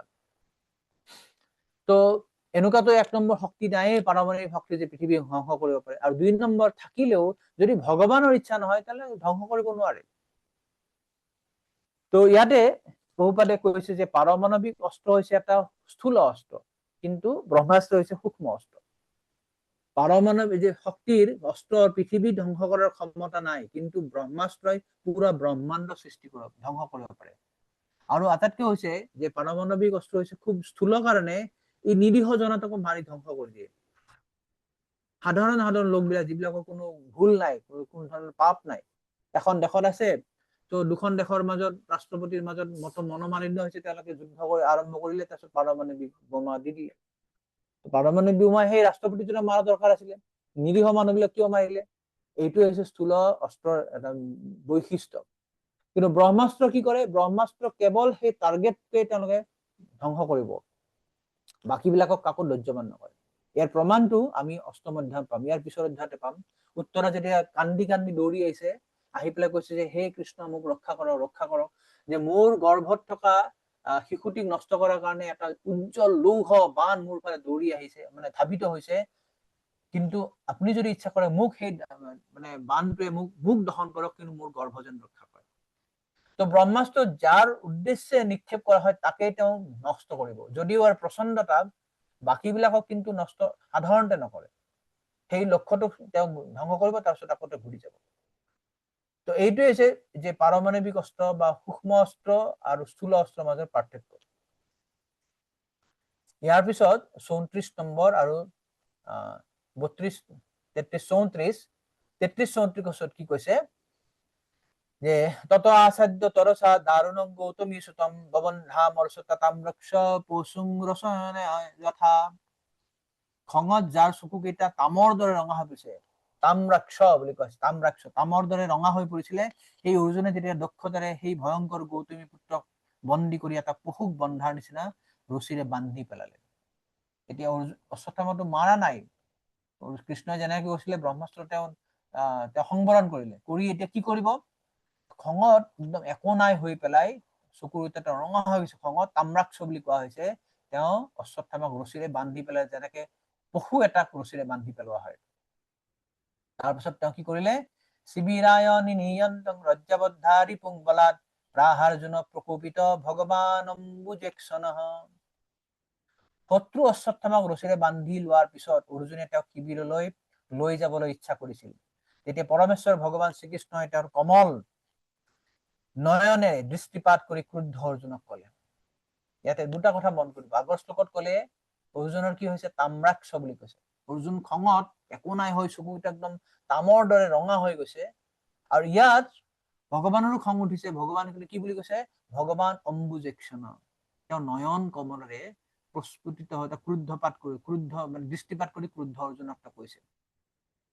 প্ৰভুপাদে সেইটো ইয়াত তুলি ধৰিছে তাৎপৰ্য, যে ইয়াত অৰ্জুন আৰু ভগৱান শ্ৰীকৃষ্ণ উভয়কে ক্ৰোধান্বিত ৰূপত বৰ্ণনা কৰা হৈছে, কিন্তু অৰ্জুনৰ চকু তামৰ দৰে ৰঙা হৈ পৰিছিল আৰু ভগৱানৰ নয়ন যুগল পদুম ফুলৰ দৰে হৈ থাকিল। ইয়াৰ অৰ্থ এই যে অৰ্জুন আৰু ভগৱানৰ ক্ৰোধ একে স্তৰৰ নাছিল। দুইজনৰে খং উঠিছে, কিন্তু দুইজনৰ ক্ৰোধটো বেলেগ ধৰণে দুই ধৰণে প্ৰকাশিত হৈছে, কিয়নো ভগৱান অপ্ৰাকৃত আৰু সেইবাবে তেওঁ সকলো দশাতেই পৰম অৱস্থাত বিদ্যমান থাকে। এইটো কি বুজি পাম?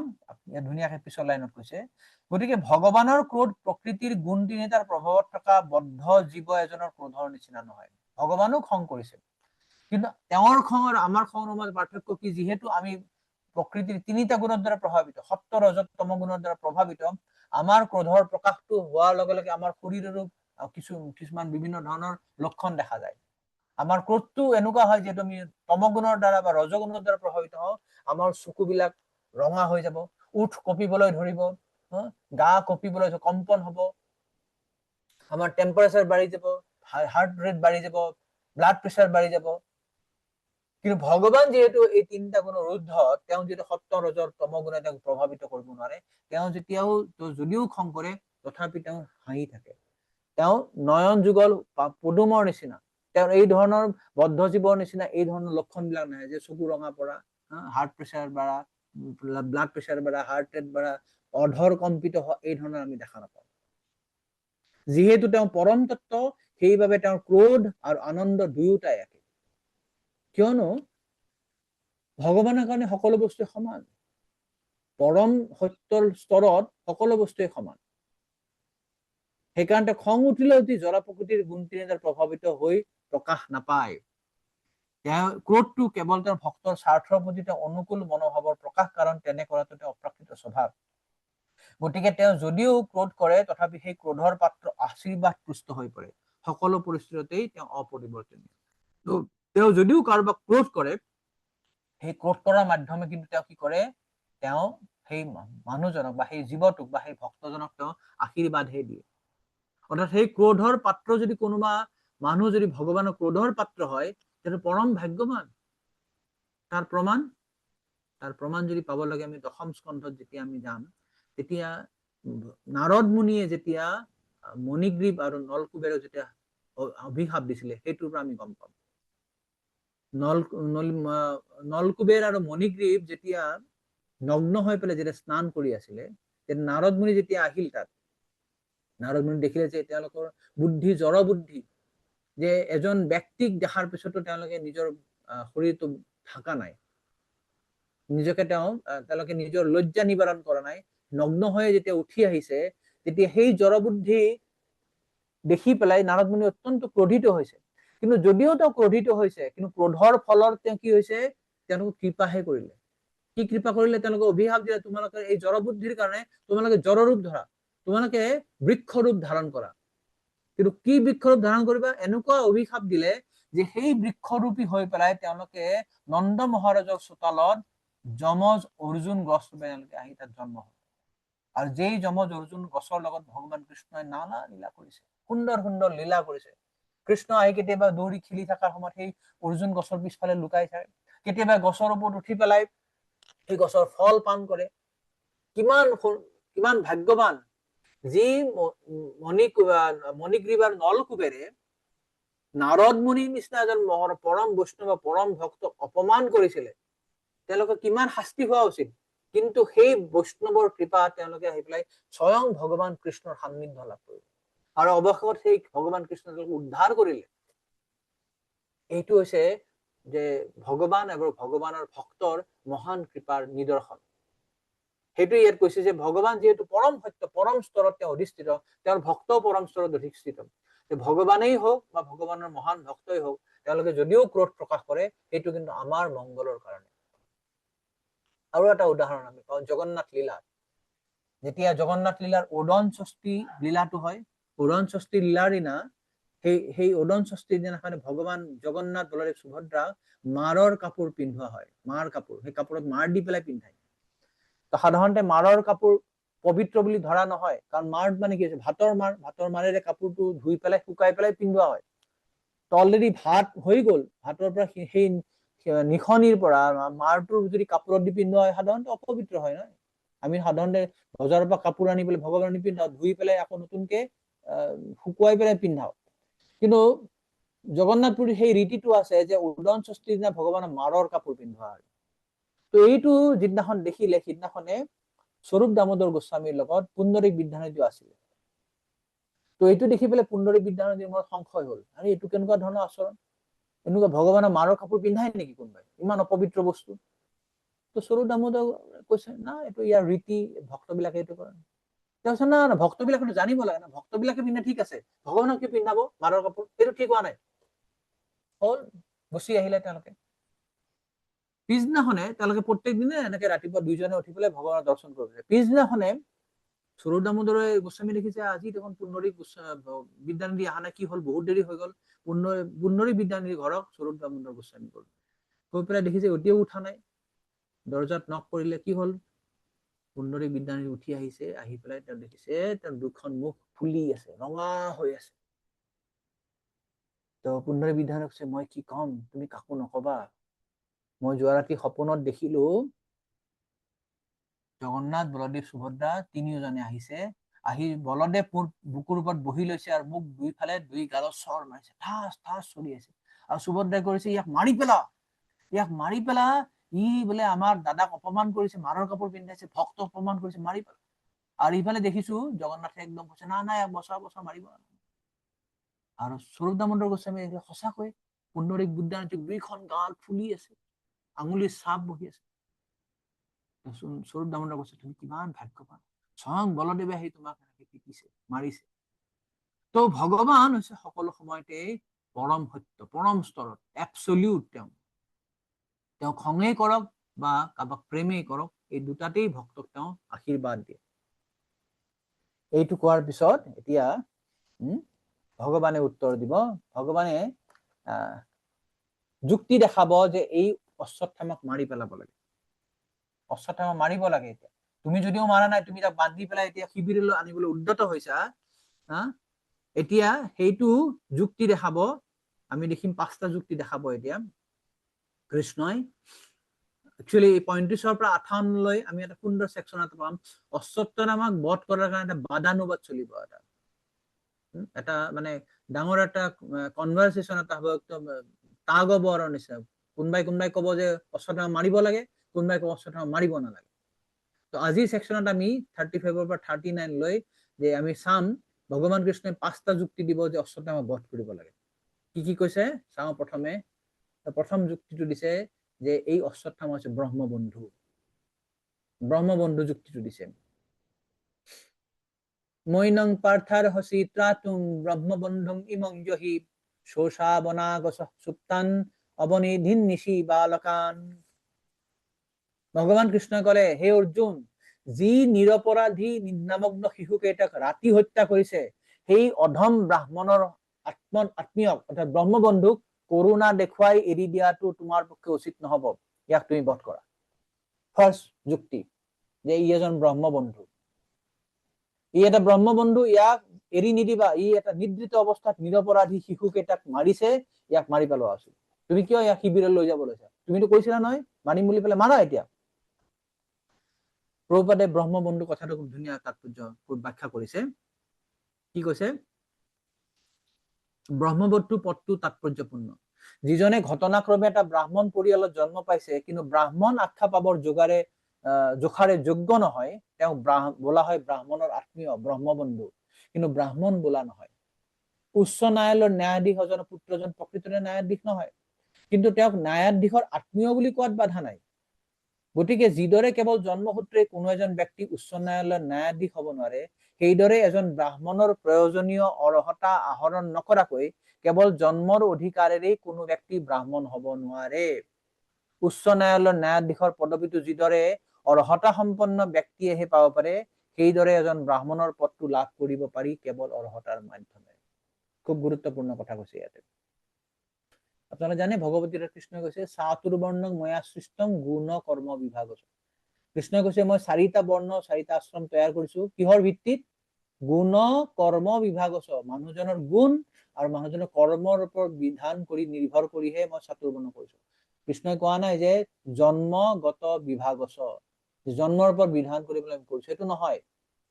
এইটো খুব আমি জানিব লাগে যে এতিয়া যে মানুহে বহুতেই এই যে বৰ্ণাশ্ৰম পন্থাটো ভুল বুলি কয়, জাতিভেদ প্ৰথাটো ভুল বুলি কয়, এইটো একেবাৰে ভুল নহয়। এইটো শাস্ত্ৰসন্মত। ভগৱান স্বয়ং ভগৱানে দূৰী থৈ গৈছে জাতিভেদ প্ৰথা। কিন্তু জাতিভেদ প্ৰথাটো আমি পাছত এইটো এটা খুব জঘন্য পৰ্যায়লৈ লৈ গৈছো। আমি কৈছো যে ব্ৰাহ্মণৰ পুত্ৰই ব্ৰাহ্মণ হ'ব, যদি তাৰ ব্ৰাহ্মণৰ গুণ নাই তথাপি সি ব্ৰাহ্মণ। এটা অলবদ্ধ হ'ব, মূৰ্খ হ'ব, কোনো গুণেই নাই, তথাপি ব্ৰাহ্মণ বুলি কওঁ।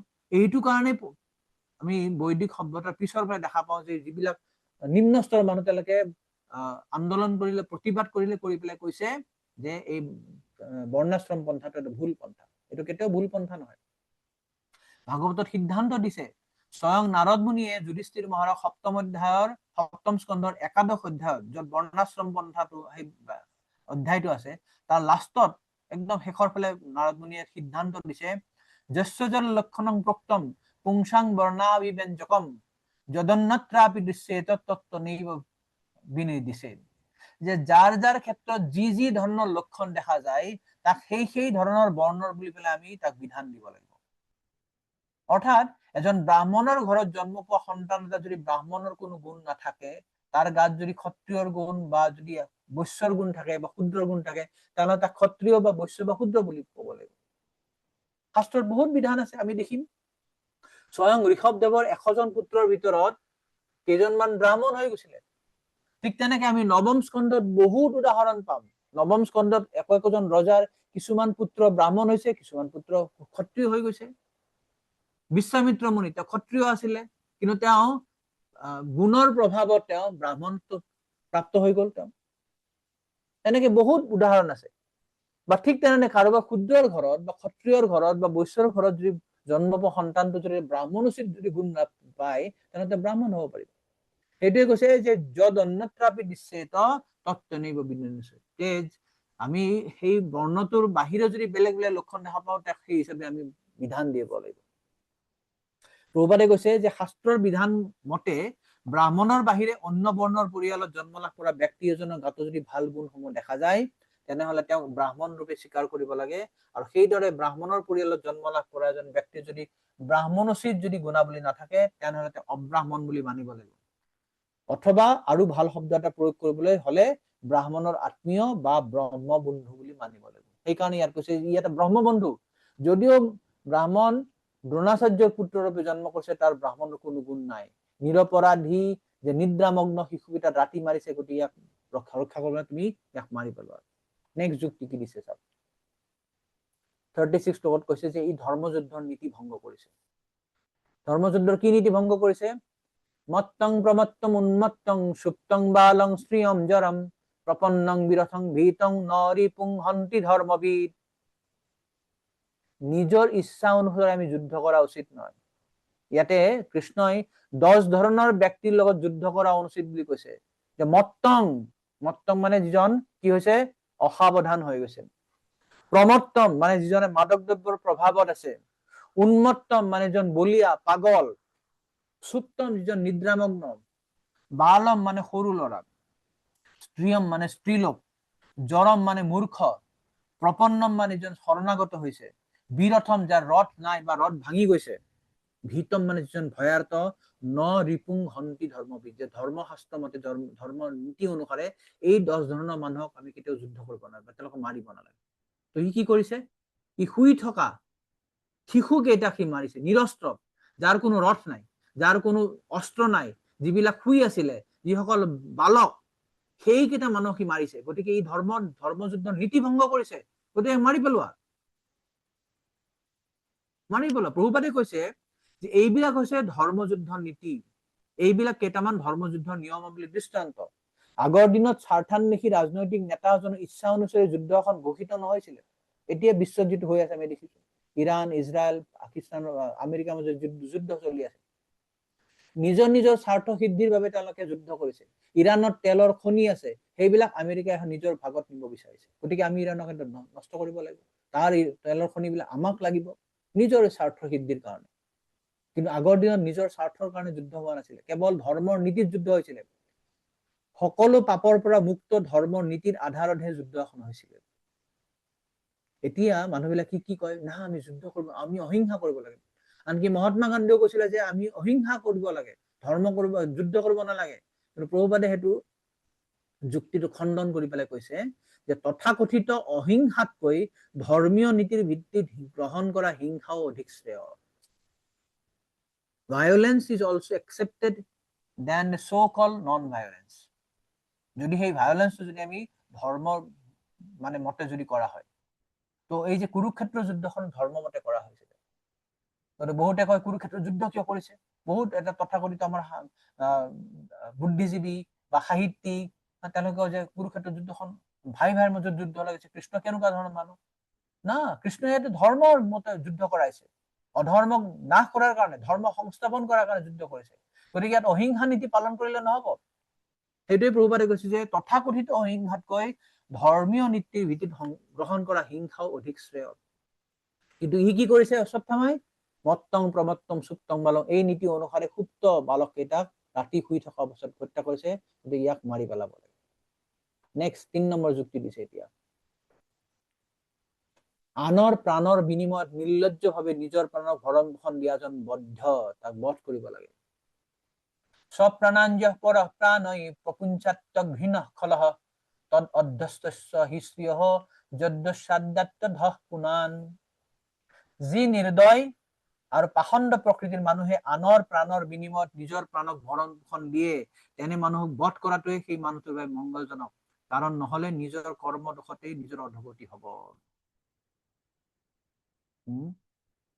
বহুবাৰে লিখিছে, যি মানুহে নিৰ্দয় আৰু নিৰ্লজ্জভাৱে আনৰ প্ৰাণ বিনাশ কৰি নিজে জীয়াই থাকে, তেনে মানুহৰ প্ৰাণ নাশ কৰাটো উপযুক্ত শাস্তি। মানে বেলেগৰ মাৰি পেলাই মই নিজৰ ভৰণ পোষণ কৰিছো, সেইটো অত্যন্ত গৰ্হিত কাজ, তাক মাৰি পেলাব লাগে। ৰাজনৈতিক নীতি অনুসাৰে এজন নিৰ্দয় মানুহক প্ৰাণদণ্ড বিহিলে তাক নৰকলৈ যোৱাৰ পৰা উদ্ধাৰ কৰা হয়। এজন নিৰ্দয় মানুহ, এটা ক্ৰুৱেল পাৰ্চন, এটা মাৰ্ডাৰক যেতিয়া হত্যা মানে তাক ফাঁচীৰ অৰ্ডাৰ দিয়া হয়, তাক যেতিয়া মাৰি পেলোৱা হয়, তাক কৃপা কৰা হয়, উদ্ধাৰ কৰা হয়। কেনেকে? ৰাষ্ট্ৰই এজন হত্যা কৰি প্ৰাণদণ্ড বিহিলে সি আৰু পৰৱৰ্তী জীৱনত তাৰ হত্যাৰ অপৰাধৰ বাবে নতুনকৈ শাস্তি ভুগিবলগীয়া নহয়। এজন মাৰ্ডাৰও যদি ইয়াতে মানে ফাঁচি দিয়া হয়, ফাঁচীৰ অৰ্ডাৰ দিয়া হয়, তাক কৃপা কৰা হল, কাৰণ সি যদি এই জন্মত যদি তাৰ পাপৰ কাৰণে যদি ফল ভোগ নকৰে, পিছৰ জন্ম সি তাতকে আৰু বেছি ফল ভোগ কৰিব লাগিব। গতিকে তাক এই জন্মতেই হত্যাকাণ্ডত বা তাক ফাঁচি দিয়াৰ পৰা তাক কৃপা কৰা হৈছে, তাক উদ্ধাৰ কৰা হৈছে।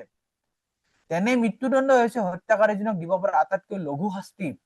আৰু স্মৃতি শাস্ত্ৰত এই বুলি কোৱা আছে যে প্ৰাণ নাশৰ বাবে প্ৰাণ নাশৰ নীতিৰে, মানে ডেথ ফৰ ডেথ, প্ৰাণ নাশৰ কাৰণে প্ৰাণ নাশৰ নীতিৰে ৰজাই যিবিলাকক শাস্তি বিহে, সেইবিলাক সকলো পাপৰ পৰা ইমানেই মুক্ত হৈ পৰে যে সিহঁত আনকি স্বৰ্গলোকলৈ যাবৰ বাবে যোগ্য হৈ পৰিব পাৰে। এজন পাপী মানুহ, সি জীৱনত বহুত পাপ কৰিছে, অৱশেষত সি এজন মানুহ হত্যা কৰিলে, মাৰ্ডাৰ কৰিলে, সেই পাপী হত্যাকাৰী মানুহজনক যদি ৰজাই যদি প্ৰাণদণ্ড দিয়ে, তেতিয়াহ'লে তাৰতো সেই হত্যা কৰাৰ পাপটোৰ পৰা মুক্ত হবই, তাৰ আগৰ পাপ বিলাকৰ মুক্ত হৈ পেলাই কোৱা হয় যে সি আনকি স্বৰ্গলৈ যোৱাৰ বাবে যোগ্য হৈ পৰে। তাহলে তাক কৃপা কৰা হল নে নহল? কৃপা কৰা হল। নহলে যদি তাই হত্যাৰ কাৰণে তাক যদি প্ৰাণদণ্ড দিয়া নহয়, পৰৱৰ্তী জীৱনত, তাৰ পিছৰ জীৱনত সি আৰু বেছি কষ্ট ভোগ কৰিব লাগিব, বেছি কষ্ট ভোগ কৰিব লাগিব। সেইটো কথা ইয়াত কৈছে। দ্বিতীয়, প্ৰভুপাদে আকৌ সুন্দৰ কথা এটা লিখিছে যে তেওঁ কৈছে যে এটা পশু হত্যা কৰা কাৰ্যত পাপীসকলৰ নিয়মিত চক্ৰান্ত চলি থাকে, আৰু সেইবাবে তেওঁ সেই সকলো লোককে হত্যাকাৰী বুলি ধৰি লৈ শাস্তি দিব লাগে। ঠিক যেনেদৰে এদল ষড়যন্ত্ৰকাৰীয়ে দলবদ্ধ হৈ এজন ব্যক্তিক হত্যা কৰিলে সমগ্ৰ দলটোৱে শাস্তি পাবৰ যোগ্য হয়। এজন মানুহক যদি হত্যা কৰা হয়, এজন মানুহে নাথাকে, কেইবাজনো থাকে, দুই তিনজনে মানে প্লেন কৰিব, এজনক দায়িত্ব দিব তুমি গুলি কৰি মাৰিবা বা তাক যেনেকে হওক মাৰিবা, তাৰপিছত সেই ক্ষেত্ৰত আৰু কাৰোবাৰ আৰু বেলেগৰ সহায় লোৱা হয়, কাৰোবাৰ গাড়ী লোৱা হয়, গাড়ীৰে তেওঁলোক যায়, বিভিন্ন ধৰণে তেওঁলোকে চক্ৰান্ত কৰি পেলাই এটা দল মানুহে কি কৰে, এজন মানুহ হত্যা কৰে। ঠিক তেনেকে এটা পশু হত্যা কৰাৰ সময়তো বহুত ধৰণৰ চক্ৰান্ত চলে। কি চক্ৰান্ত চলে? এইটো মনু সংহিতাত কৈছে। মনু সংহিতাত কৈছে যেতিয়া পশু হত্যা কৰা হয়, মানুহে পশু হত্যা কৰি তাৰ মাংস যেতিয়া খায়, 8 ধৰণৰ মানুহ পাপৰ ভাগী হয়। মনু সংহিতাত ৫ম অধ্যায়ৰ ৫১ নম্বৰ শ্লোকত কৈছে, অনুমন্তা বিশ্বচিতা নিহন্তা ক্ৰয় বিক্ৰয়ী সংস্কৰ্তা চপহৰ্তা খাদকেশ্বতি ঘাতকা। 8 ধৰণৰ মানুহ ঘাতক অৰ্থাৎ পাপৰ ভাগী হব। কোন কোন? অনুমন্তা, যিজনে অনুমোদন দিছে, বিশ্বচিতা মানে যিজনে কুটি বাছি দিছে, নিহন্তা যিজনে বধ কৰিছে, ক্ৰয়ী যিজনে কিনিছে, বিক্ৰয়ী যিজনে বিক্ৰী কৰিছে, চৌপহৰ্তা যিজনে ৰন্ধন কৰিছে, আৰু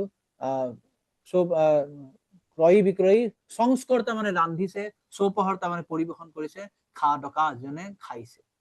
এই 8জন মানুহ সমানে পাপৰ ভাগী।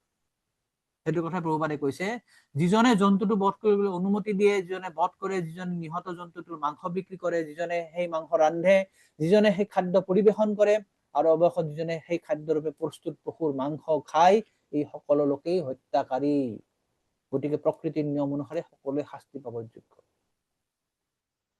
গতিকে এই যে অশ্বত্থামা, সি নিজৰ প্ৰাণ বচাবৰ কাৰণে এতিয়া নিৰ্লজ্জভাৱে বেলেগৰ প্ৰাণ মাৰি পেলাই নিজক ৰক্ষা কৰিব খুজিছে, তাক হত্যা কৰা উচিত, তাক যাবলৈ দিয়া উচিত নহয়। নেক্সট যুক্তি কৃষ্ণই দিছে যে দ্ৰৌপদীৰ ওচৰত তুমি প্ৰতিজ্ঞাবদ্ধ হৈছা নহয়, তুমি দ্ৰৌপদীকটো প্ৰতিজ্ঞা দি আছিলা, প্ৰতিশ্ৰুতংচ ভৱতা পাঞ্চালয় শৃণুতো মম আহৰিষ্যে শিৰস্তস্য যস্তেমানিনী পুত্ৰহা। কি কৈছে?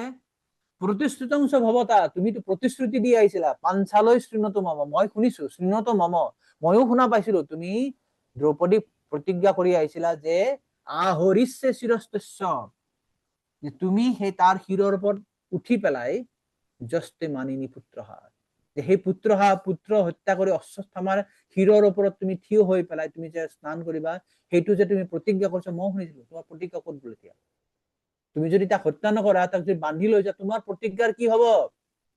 তো ইউ শুড কিল হিম।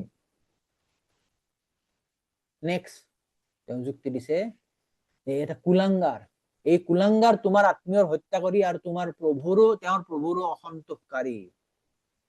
তদসৌবদ্ধতাং পাপ আততায়ন্ন আত্মবন্ধুহা ভৰ্তুস বিপ্ৰিয়ং বীৰ কৃতবান কুলপাংশনম। এই পাপী কুলাংগাৰে তোমাৰ আত্মীয়সকলক বধ কৰিছে। কেৱল সেইটোৱে নহয়, সি নিজৰ প্ৰভুকো অসন্তুষ্ট কৰিছে। গতিকে হে বীৰ, তুমি তাক ততালিকে হত্যা কৰা, ততালিকে হত্যা কৰা, তাক এৰি নিদিবা। ইয়াতে তাক কুলাংগাৰ বুলি কোৱা হৈছে। দ্ৰোণাচাৰ্যৰ পুত্ৰ কুলাংগাৰ বুলি ধিক্কাৰ দিয়া হৈছে। দ্ৰোণাচাৰ্যৰ শুভ নামৰ সৰ্বত্ৰ সন্মান আছিল। দ্ৰোণাচাৰ্য গোটেই কুৰু বংশৰ তেওঁ কি আছিলে? আচাৰ্য আছিলে, অস্ত্ৰগুৰু আছিল। যদিও তেওঁ শত্ৰুপক্ষত যোগ দিছিল, তথাপি পাণ্ডৱসকলে সদায় তেওঁক সন্মান কৰিছিল আৰু যুদ্ধ আৰম্ভ হোৱাৰ আগতে অৰ্জুনে তেওঁক প্ৰণাম জনাইছিল। এই ক্ষেত্ৰত কোনো ত্ৰুটি হোৱা নাছিল। কিন্তু দ্ৰোণাচাৰ্যৰ পুত্ৰই এনেকুৱা কুকৰ্মৰে নিজকে অধপতিত কৰিছিলে, যি কৰ্ম দ্বিজসকলে বা উচ্চ বৰ্ণৰ লোকসকলে কেতিয়াও নকৰে। দ্ৰোণাচাৰ্যৰ পুত্ৰ অশ্বত্থামাই দ্ৰৌপদীৰ টোপনিত থকা পুত্ৰকেইটাক বধ কৰি এটা হত্যাৰ অপৰাধ সংঘটিত কৰিলে। আৰু এই কাৰ্যৰ দ্বাৰা তেওঁৰ প্ৰভু দুৰ্যোধনৰ অসন্তুষ্টিৰ কাৰণ হৈ পৰিল। তেওঁ দুৰ্যোধনো ভাল পোৱা নাছিল কথাটো। কিয়? কাৰণ অশ্বত্থামাই ভাবিছিলে যে এতিয়া দুৰ্যোধনে ভগ্ন অৰু লৈ পেলাই পৰি আছে, এওঁ যদি শেষ মুহূৰ্তত কিবা এটা আনন্দ দিব পাৰো, সেই কৰি তেওঁ কি কৰিলে? অশ্বত্থামা, কৃতবৰ্ম তেওঁলোকে প্লেন কৰিলে যে আজি ৰাতি গৈ পেলাই আমি অন্ধকাৰ ৰাতি, অমাৱস্যা ৰাতি গৈ পেলাই পঞ্চপাণ্ডৱক হত্যা কৰিম। আজি যুদ্ধ শেষ, সকলোৱে ভাগৰি শিবিৰত শুই আছে, তেওঁলোক কোনেও দক্ষিণাপুৰলৈ ঘূৰি যোৱা নাই, কিন্তু শিবিৰতে আছে। কিন্তু সিদিনাখনে কৃষ্ণটো অন্তৰ্যামী, তেওঁ চব জানে। সিদিনাখনে তেওঁলোকৰ নিজৰ নিজৰ শিবিৰত শুব নিদি পেলাই কৃষ্ণই পঞ্চপাণ্ডৱক বেলেগ শিবিৰত নুশুৱাই দিলে। প্ৰয়োজন আজি তাতে শুৱা। আৰু সেই পঞ্চপাণ্ডৱ শিবিৰত পঞ্চপাণ্ডৱৰ 5জন পুত্ৰ শুই আছিলে। অশ্বত্থামাই কথা নাজানে। গতিকে অশ্বত্থামাই প্ৰথমে গৈ পেলাই ধৃষ্টদ্যুম্নক বধ কৰিছে, যে ধৃষ্টদ্যুম্নই তেওঁৰ পিতৃ দ্ৰোণাচাৰ্যক মাৰিছিলে। প্ৰথমে ধৃষ্টদ্যুম্নক বধ কৰিছে, শকুনিক বধ কৰিছে, তাৰপৰে শাল্বক বধ কৰিছে, আৰু শেষত গৈ পেলাই এই পঞ্চপাণ্ডৱৰ পঞ্চপুত্ৰক বধ কৰি পেলাই শিৰচ্ছেদ কৰি 5টা তেওঁ মূৰ লৈ আহিছে, শিৰ লৈ আহিছে। আহি পেলাই দুৰ্যোধনক দিছে, প্ৰেজেন্ট কৰিছে, এই চোৱা পঞ্চপাণ্ডৱৰ শিৰ মই লৈ আহিছো, তুমি আনন্দ কৰা। সেইটো কথা শুনি পেলাই প্ৰথমতে দুৰ্যোধন খুব আনন্দিত, শেষ, এতিয়া পঞ্চপাণ্ডৱ শেষ। কিন্তু সেই অন্ধকাৰ ৰাতি মুখটো দেখা নাপায়।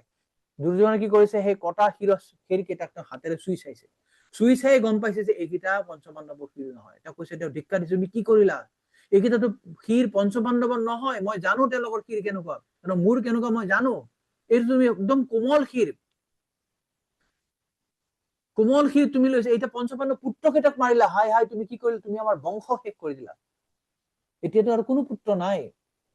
দুৰ্যোধনে নাজানে যে উত্তৰাৰ গৰ্ভত অভিমন্যুৰ পুত্ৰ আছে।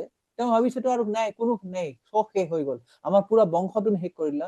দুৰ্যোধনে খুব অত্যন্ত দুখ কৰিলে, আৰু সেই দুখৰ কাৰণে আৰু শোকৰ মানে আনন্দৰ কাৰণে, প্ৰথমতে আনন্দ পালে আৰু শোক পালে, সেই শোকৰ কাৰণে দুৰ্যোধন মৃত্যু হৈ গল। দুৰ্যোধনৰ এটা সাপ আছিলে, তেওঁ মৃত্যু হব হৰ্ষ আৰু শোক দুইটাৰ সেই ক্ষণস্থলত। সেই ক্ষণস্থলত যেতিয়াই দুৰ্যোধন একেলগে হৰ্ষ আৰু বিষাদত পৰিব, তেতিয়া মৃত্যু হব। তো প্ৰথমতে হৰ্ষ হৈছিলে যে পঞ্চপাণ্ডৱক মাৰা গল, মাৰি পেলোৱা হল। কিন্তু সেই পিছৰ মুহূৰ্তে গম পালে যে পঞ্চপাণ্ডৱ নহয়, তেওঁৰ পুত্ৰ মানে নাতিৰ নিচিনা পঞ্চপাণ্ডৱৰ পুত্ৰক মানিলে। সেইটো দুখতে মৃত্যু হল। তো সেইটো কথা এতিয়া কৃষ্ণই কৈছে যে তেওঁ প্ৰভুৰো অসন্তোষকাৰী, তেওঁ নিজৰ প্ৰভু দুৰ্যোধনৰ কথা সন্তোষ দিব পৰা নাই, গতিকে ইয়াক মাৰি পেলোৱা উচিত, ইয়াক মাৰি পেলোৱা। তো এই 5টা দিয়াৰ পিছত এতিয়া 40 আৰু 41 নম্বৰ শ্লোকত মানে সূত গোস্বামীয়ে খুব সুন্দৰ কৈছে, আমি এইটো কৰি আজি আমি ইয়াত শেষ কৰিম। 40 নম্বৰ শ্লোকত কৈছে, সুত উবাচ এবং পৰীক্ষিতা ধৰ্ম পাৰ্থ কৃষ্ণেন চোদিত নৈচ্ছদন্তুং গুৰু সুতং যদ্যপাত্মহননং মহান। শ্ৰী সুত গোস্বামী কলে, এইদৰে অৰ্জুনৰ ধৰ্ম জ্ঞানৰ ক্ষেত্ৰত পৰীক্ষা লৈ থকা শ্ৰীকৃষ্ণই দ্ৰোণ পুত্ৰক বধ কৰিবলৈ অৰ্জুনক উৎসাহিত কৰিছিল যদিও মহাত্মা অৰ্জুনে নিজৰ আত্মীয় জঘন্য হত্যা কৰি গুৰুজনৰ পুত্ৰক হত্যা কৰিবলৈ ইচ্ছা নকৰিলে। বৈষ্ণৱ কিমান মহানতা, বৈষ্ণৱ কিমান মহান, কিমান সহ্য কৰা তিতিক্ষা, টলাৰেন্ট পাৱাৰ আছে। এই মুহূৰ্তমান আগতে অৰ্জুনে দ্ৰৌপদীৰ আগত প্ৰতিজ্ঞা কৰি গ'ল যে মই সেই অশ্বত্থামাক শিৰচ্ছেদ কৰি লৈ আহিম, তুমি তাৰ ওপৰত থিয় হৈ পেলাই স্নান কৰিবা। এতিয়া সেই অশ্বত্থামাক যেতিয়া পালে, অশ্বত্থামাক যেতিয়া পৰাস্ত কৰিলে, বান্ধি পেলাই লৈ আহিছে। কৃষ্ণই উৎসাহিত কৰা স্বত্বেও প্ৰৰোচিত কৰিছে, বিভিন্ন যুক্তি দি, শাস্ত্ৰ যুক্তি, কৃষ্ণ এনেই কোৱা নাই, শাস্ত্ৰ যুক্তি দি প্ৰমাণ কৰিছে যে মাৰি পেলোৱা আছিল। তথাপি অৰ্জুনে নামাৰিলে, কিয়? অৰ্জুন হৈছে মহান ভক্ত। আচলতে কৃষ্ণ এইটো পৰীক্ষা কৰিছিল যে অৰ্জুন কিমান শাস্ত্ৰ জ্ঞান আছে বা তেওঁৰ কিমান হৃদয় কোমল, সেইটো তেওঁ পৰীক্ষা কৰিছিল। আৰু অৰ্জুন এই পৰীক্ষাত তেওঁ উত্তীৰ্ণ হৈছিলে। সেইটোৱে কৈছে যে নিঃসন্দেহে অৰ্জুন এজন মহাত্মা আছিল। ইয়াত তেওঁৰ ভগৱানে নিজৰ দ্ৰোণ পুত্ৰক হত্যা কৰিবৰ কাৰণে উৎসাহিত কৰিছে, কিন্তু অৰ্জুনে এই বুলি বিবেচনা কৰিলে যে কাৰো কোনো উপকাৰত নহা বিভিন্ন ধৰণৰ জঘন্য কাম কেৱল নিজৰ ইচ্ছাতে সংঘটিত কৰি নিজৰ পিতৃৰ অযোগ্য সন্তান ৰূপে প্ৰমাণিত হোৱা দুৰ্যোধনৰ পুত্ৰজনে তেওঁৰ মহান গুৰুৰ পুত্ৰ হোৱাৰ বাবে মৃত্যুদণ্ডৰ পৰা অব্যাহতি পাব লাগে। যিহেতু তেওঁৰ মহান গুৰুৰ পুত্ৰ, সেইকাৰণে তেওঁ মৃত্যুদণ্ড আমি দিব নালাগে। তো প্ৰভুপাদে লাষ্টত খুব ধুনীয়া কথা লিখিছে, কিন্তু ভগৱান কৃষ্ণই তেওঁৰ বহুতো ভক্তক এনেদৰে পৰীক্ষা কৰে অন্য কোনো লোকৰ আগত ধৰ্মনিষ্ঠাৰ আদৰ্শৰ উজ্জ্বল ভাৱে দাঙি ধৰিবৰ কাৰণে। কৃষ্ণই জানে যে অৰ্জুন মহান ভক্ত, অৰ্জুনে যে সমস্ত ধৰ্ম শাস্ত্ৰ জানে সেইটোও জানে, কিন্তু সেইটো বেলেগৰ আগত দেখাবৰ কাৰণে। এইটো যদি নকৰিলে হয় তেতিয়াহ'লে ঠিক আছে, চবে আমি জানো অৰ্জুনে নামাৰিলে, কিন্তু ভগৱানে সদায় তেওঁৰ কি কৰে, ভক্তৰ মান বৰ্ধনম, ভগৱানৰ এটা নামে হৈছে ভক্তানাম মান বৰ্ধনম, তেওঁ ভক্তৰ মান বৰ্ধন কৰে। তো অৰ্জুনৰ মান বৰ্ধন কৰাৰ কাৰণে এনেকুৱা এটা পৰিস্থিতি সৃষ্টি কৰিছে, তেওঁ যুক্তি দিছে যে মাৰা মাৰা, তুমি ইয়াক মাৰি পেলোৱা। তৎসত্বেও চাওক অৰ্জুনৰ কিমান ডাঙৰ গুণ, স্বয়ং তেওঁৰ গুৰু, স্বয়ং তেওঁৰ বন্ধু পৰমেশ্বৰ ভগৱান, তথাপি তেওঁ পৰমেশ্বৰ ভগৱানৰ কথা অমান্য কৰিছে। ইয়াৰ ফলত কোনোবা কব না কি হল তেতিয়াহ'লে, অৰ্জুনেতো ভগৱানৰ কথাই নামানা হৈ গল। আগতে যুদ্ধৰ সময়ত ভগৱানৰ কথা মানি যুদ্ধ কৰিলে, ইয়াত আকৌ যুদ্ধ কৰি নামাৰিলে তেওঁ, কি হল? ন, ইয়াতে আমি বুজিব লাগিব, ইয়াতে এই ঘটনাৰ দ্বাৰা আমি এইটো বুজিম যে এজন পৰিণত ভক্ত বা পৰিণত শিষ্যৰ মনোভাৱ কি, এটা মেচিয়ৰ ডিভটি বা মেচিয়ৰ ডিচাইপলৰ মনোভাৱ কেনেকুৱা হোৱা উচিত। এজন মেচিয়ৰ ডিভটি বা মেচিয়ৰ ডিচাইপলে কি কৰে, সদায় গুৰুৰ যিটো মনোভাৱ তেওঁ বুজি পায়। তো অৰ্জুনে বুজি পাইছিলে যদিও কৃষ্ণই মোক প্ৰৰোচিত কৰিছে যে ইয়াক মাৰি পেলোৱা, আচলতে কৃষ্ণই এইটো মোক পৰীক্ষা কৰিছে, মোক জানাৰ উপায়টো দিছে। চ' সদায় গুৰুৱে যেতিয়া শিষ্যক যেতিয়া কিবা আদেশ দিয়ে বা উপদেশ দিয়ে, সেইটো আমি লিটাৰেলি কেতিয়াও ল'ব নালাগে, মানে তাক কনটেক্সুৱেল নহয়, মানে টেক্সুৱেল নহয়, কনটেক্সুৱেলি ল'ব লাগে। অৰ্থাৎ কি কবলৈ গৈছে, তাৰ গূঢ়াৰ্থটো কি, সেইটো আমি বুজিব লাগে। এটা সুন্দৰ গল্প এটা আছে, সেইটো কৈ পেলাই মই আজিৰ ক্লাছটো আমি বন্ধ কৰিম। এবাৰ এজন গুৰু তেওঁৰ শিষ্যৰ লগত এঠাইত গৈ আছিলে। তো তেওঁলোকে ঘোঁৰাত উঠি গৈ আছে, গুৰুদেৱ ঘোঁৰাত উঠি গৈ আছে, পিছে পিছে তেওঁৰ শিষ্যজন গৈ আছে। ঘোঁৰাৰ ওপৰত গুৰু বহি আছে আৰু কিছুমান বস্তু পেকেট কিছুমান আছে ঘোঁৰাৰ ওপৰত। কিছু দূৰ যোৱাৰ পিছত ঘোঁৰাৰ পিঠিৰ পৰা কিবা দুই এটা বস্তু পৰি গ'ল। তেতিয়া গুৰুদেৱে শব্দ শুনিলে কিবা বস্তু পৰিছে, কিন্তু ভক্তজনে তেওঁৰ শিষ্যজনে বস্তুবিলাক উঠোৱা নাই। গুৰুৱে ক'লে কি হলে, কিবা বস্তু পৰা যেন শুনিলো। হয় গুৰুদেৱ, পৰিছে। বোলে কি পৰিছে? এটা পানীৰ বটল এটা পৰি গ'ল। তো উঠোৱা নাই কিয়? না গুৰুদেৱ, আপুনিতো কোৱা নাই উঠোৱাৰ কাৰণে, কিয় পৰিলে? মূৰ্খ, আমি সেইটো পেকেটত লৈ গৈছো, তাৰ পৰা যদি পৰিছে উঠাবি। ঠিক আছে মই উঠাম। তো উঠালে। কিছু দূৰ যোৱাৰ পিছত আকৌ কিবা এটা বেলেগ বস্তু পৰিলে, এইবাৰো উঠোৱা নাই। কি হল, আৰু কিবা পৰিলে নেকি? নাই পৰিলে। তো উঠোৱা নাই কিয়? না আপুনি মোক কোৱা নাই। ভাৰী জ্বালা, ডাঙৰ সমস্যা হৈ গল, কি কৰিম এতিয়া? তই এটা কাম কৰ, এখন কাগজ ল, কাগজ ল, পেন এটা ল, মই কৈ যাম, এই লিখি দিবি, যি যি বস্তু ঘোঁৰাৰ পৰা পৰিব চব তুলিবি। লিখিলে ভগৱত গীতা, ভাগৱতম, মোৰ চাদৰখন, ছাতিটো, পানীৰ বটল, চব লিখিলে সি। তো ইয়াৰ পিছত যদি বস্তু পৰি যায়, লিষ্টখন উলিয়াই, এইটো পৰিব, নামটো আছে, তাৰমানে উঠাব লাগিব, এনেকে উঠাই। কিছু দূৰ যোৱাৰ পিছত এইবাৰ গুৰুদেৱ ঘোঁৰাৰ পৰা পৰি গ'ল। তুই লগে লগে পকেটৰ পৰা কাগজখন লিখিছে, তাত লিখা আছে নেকি? তাত লিখিছে গুৰুটোৰ নাম লাই, গুৰুক এৰি পেলাই সি গুচি গ'ল। গুৰুৰ নাম লিষ্টত নাই, গতিকে আমি গুৰু কিয় উঠাম? মই এইটো হৈছে অপৰিণত বা মূৰ্খ ভক্তৰ লক্ষণ। তো শিষ্যৰ দায়িত্ব হৈছে গুৰুদেৱে যি ইনষ্ট্ৰাকশ্যন দিব, আমাক উপদেশ দিব, সেইটো আমি খুব সন্তৰ্পণে বুদ্ধিমত্তাৰ সহিত, খুব বুদ্ধিৰে সৈতে আমি সেইটো বিচাৰ কৰিব লাগে।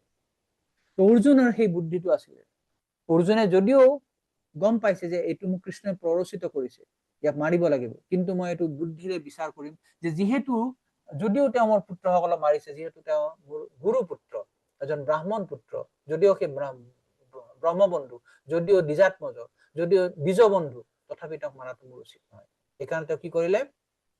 নিজৰ প্ৰিয় সখা আৰু সাৰথীৰ সৈতে অৰ্জুনে নিজৰ শিবিৰত উপস্থিত হৈ অশ্বত্থামাক নিজৰ নিহত পুত্ৰসকলৰ বাবে শোক কৰি থকা প্ৰিয়া পত্নীৰ ওচৰত তেওঁ সমৰ্পণ কৰিলে। লোৱা, তুমি যি কৰা কৰিবা, মোৰ দায়িত্ব নাই। তো ইয়াৰ পিছত কি হল অৱস্থাটো আমি দেখিম, ইয়াৰ পিছৰ ক্লাছত আমি আলোচনা কৰিম যে এই যে অশ্বত্থামা বান্ধি লৈ আহিলে, দ্ৰৌপদীৰ কি ৰিয়েকশ্যন বা বাকী বিলাকৰ কি ৰিয়েকশ্যন, ভীমৰ কি ৰিয়েকশ্যন, আমি এইবিলাক পিছৰ ক্লাছত আৰম্ভ কৰিম। হৰে কৃষ্ণ কৃষ্ণ কৃষ্ণ হৰে হৰে, হৰে ৰাম ৰাম ৰাম হৰে হৰে।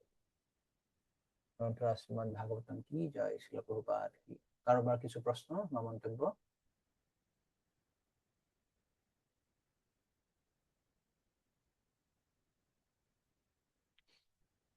কাৰোবাৰ প্ৰশ্ন মন্তব্য আছে? কোনোবা কিবা কব?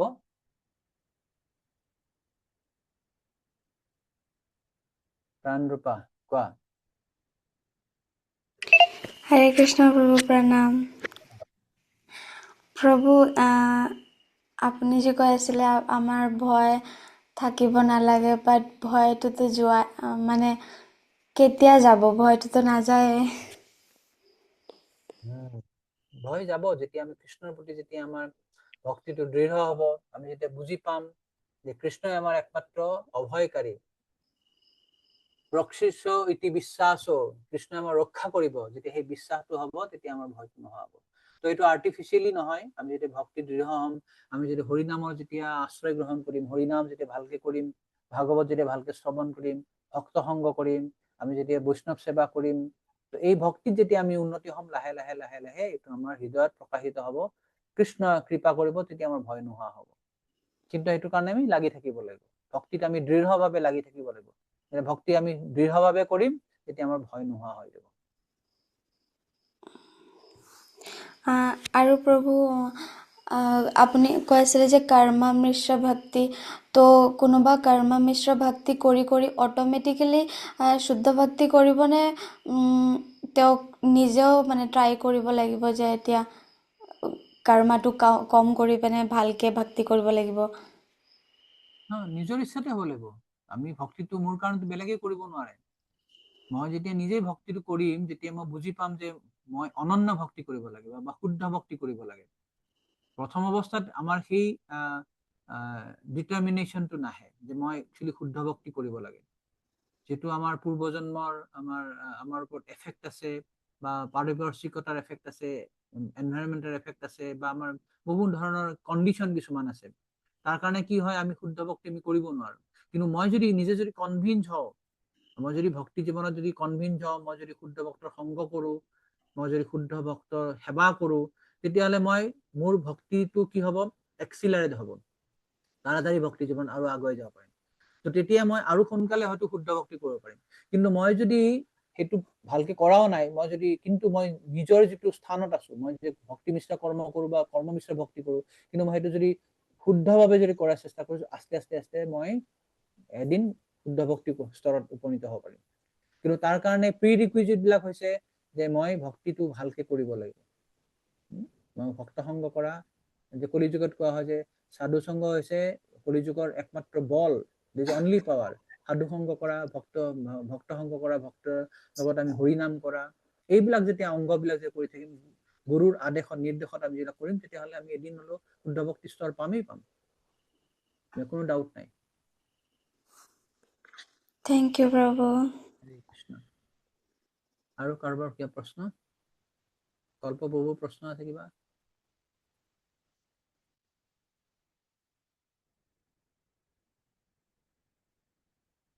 মনমোহিনী মাতাজী কিবা প্ৰশ্ন আছে? আপোনাৰ ঘা ভাল পাইছে? আগৰ দিনত আপোনাৰ গা বেয়া বুলি শুনিছো। হৰে কৃষ্ণ প্ৰভু কওক। অলপ ঠিকে আছো এতিয়া এতিয়া আকৌ ক্লাছটো আকৌ যেতিয়া ৰি কৰি চাম তেতিয়া আৰু ভাল লাগিব। ওকে, ভাল। মনমোহিনী মাতাজী হৰে কৃষ্ণ প্ৰভু হয়, কওক। হৰে কৃষ্ণ প্ৰভু হয়, কওক মাতাজী, শুনিছো।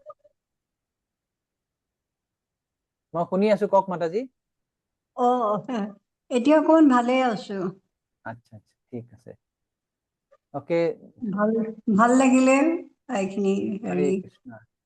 ধীৰ শ্ৰীধৰ প্ৰভু, জিতেন্দ্ৰ বাবু, কিবা প্ৰশ্ন আছে?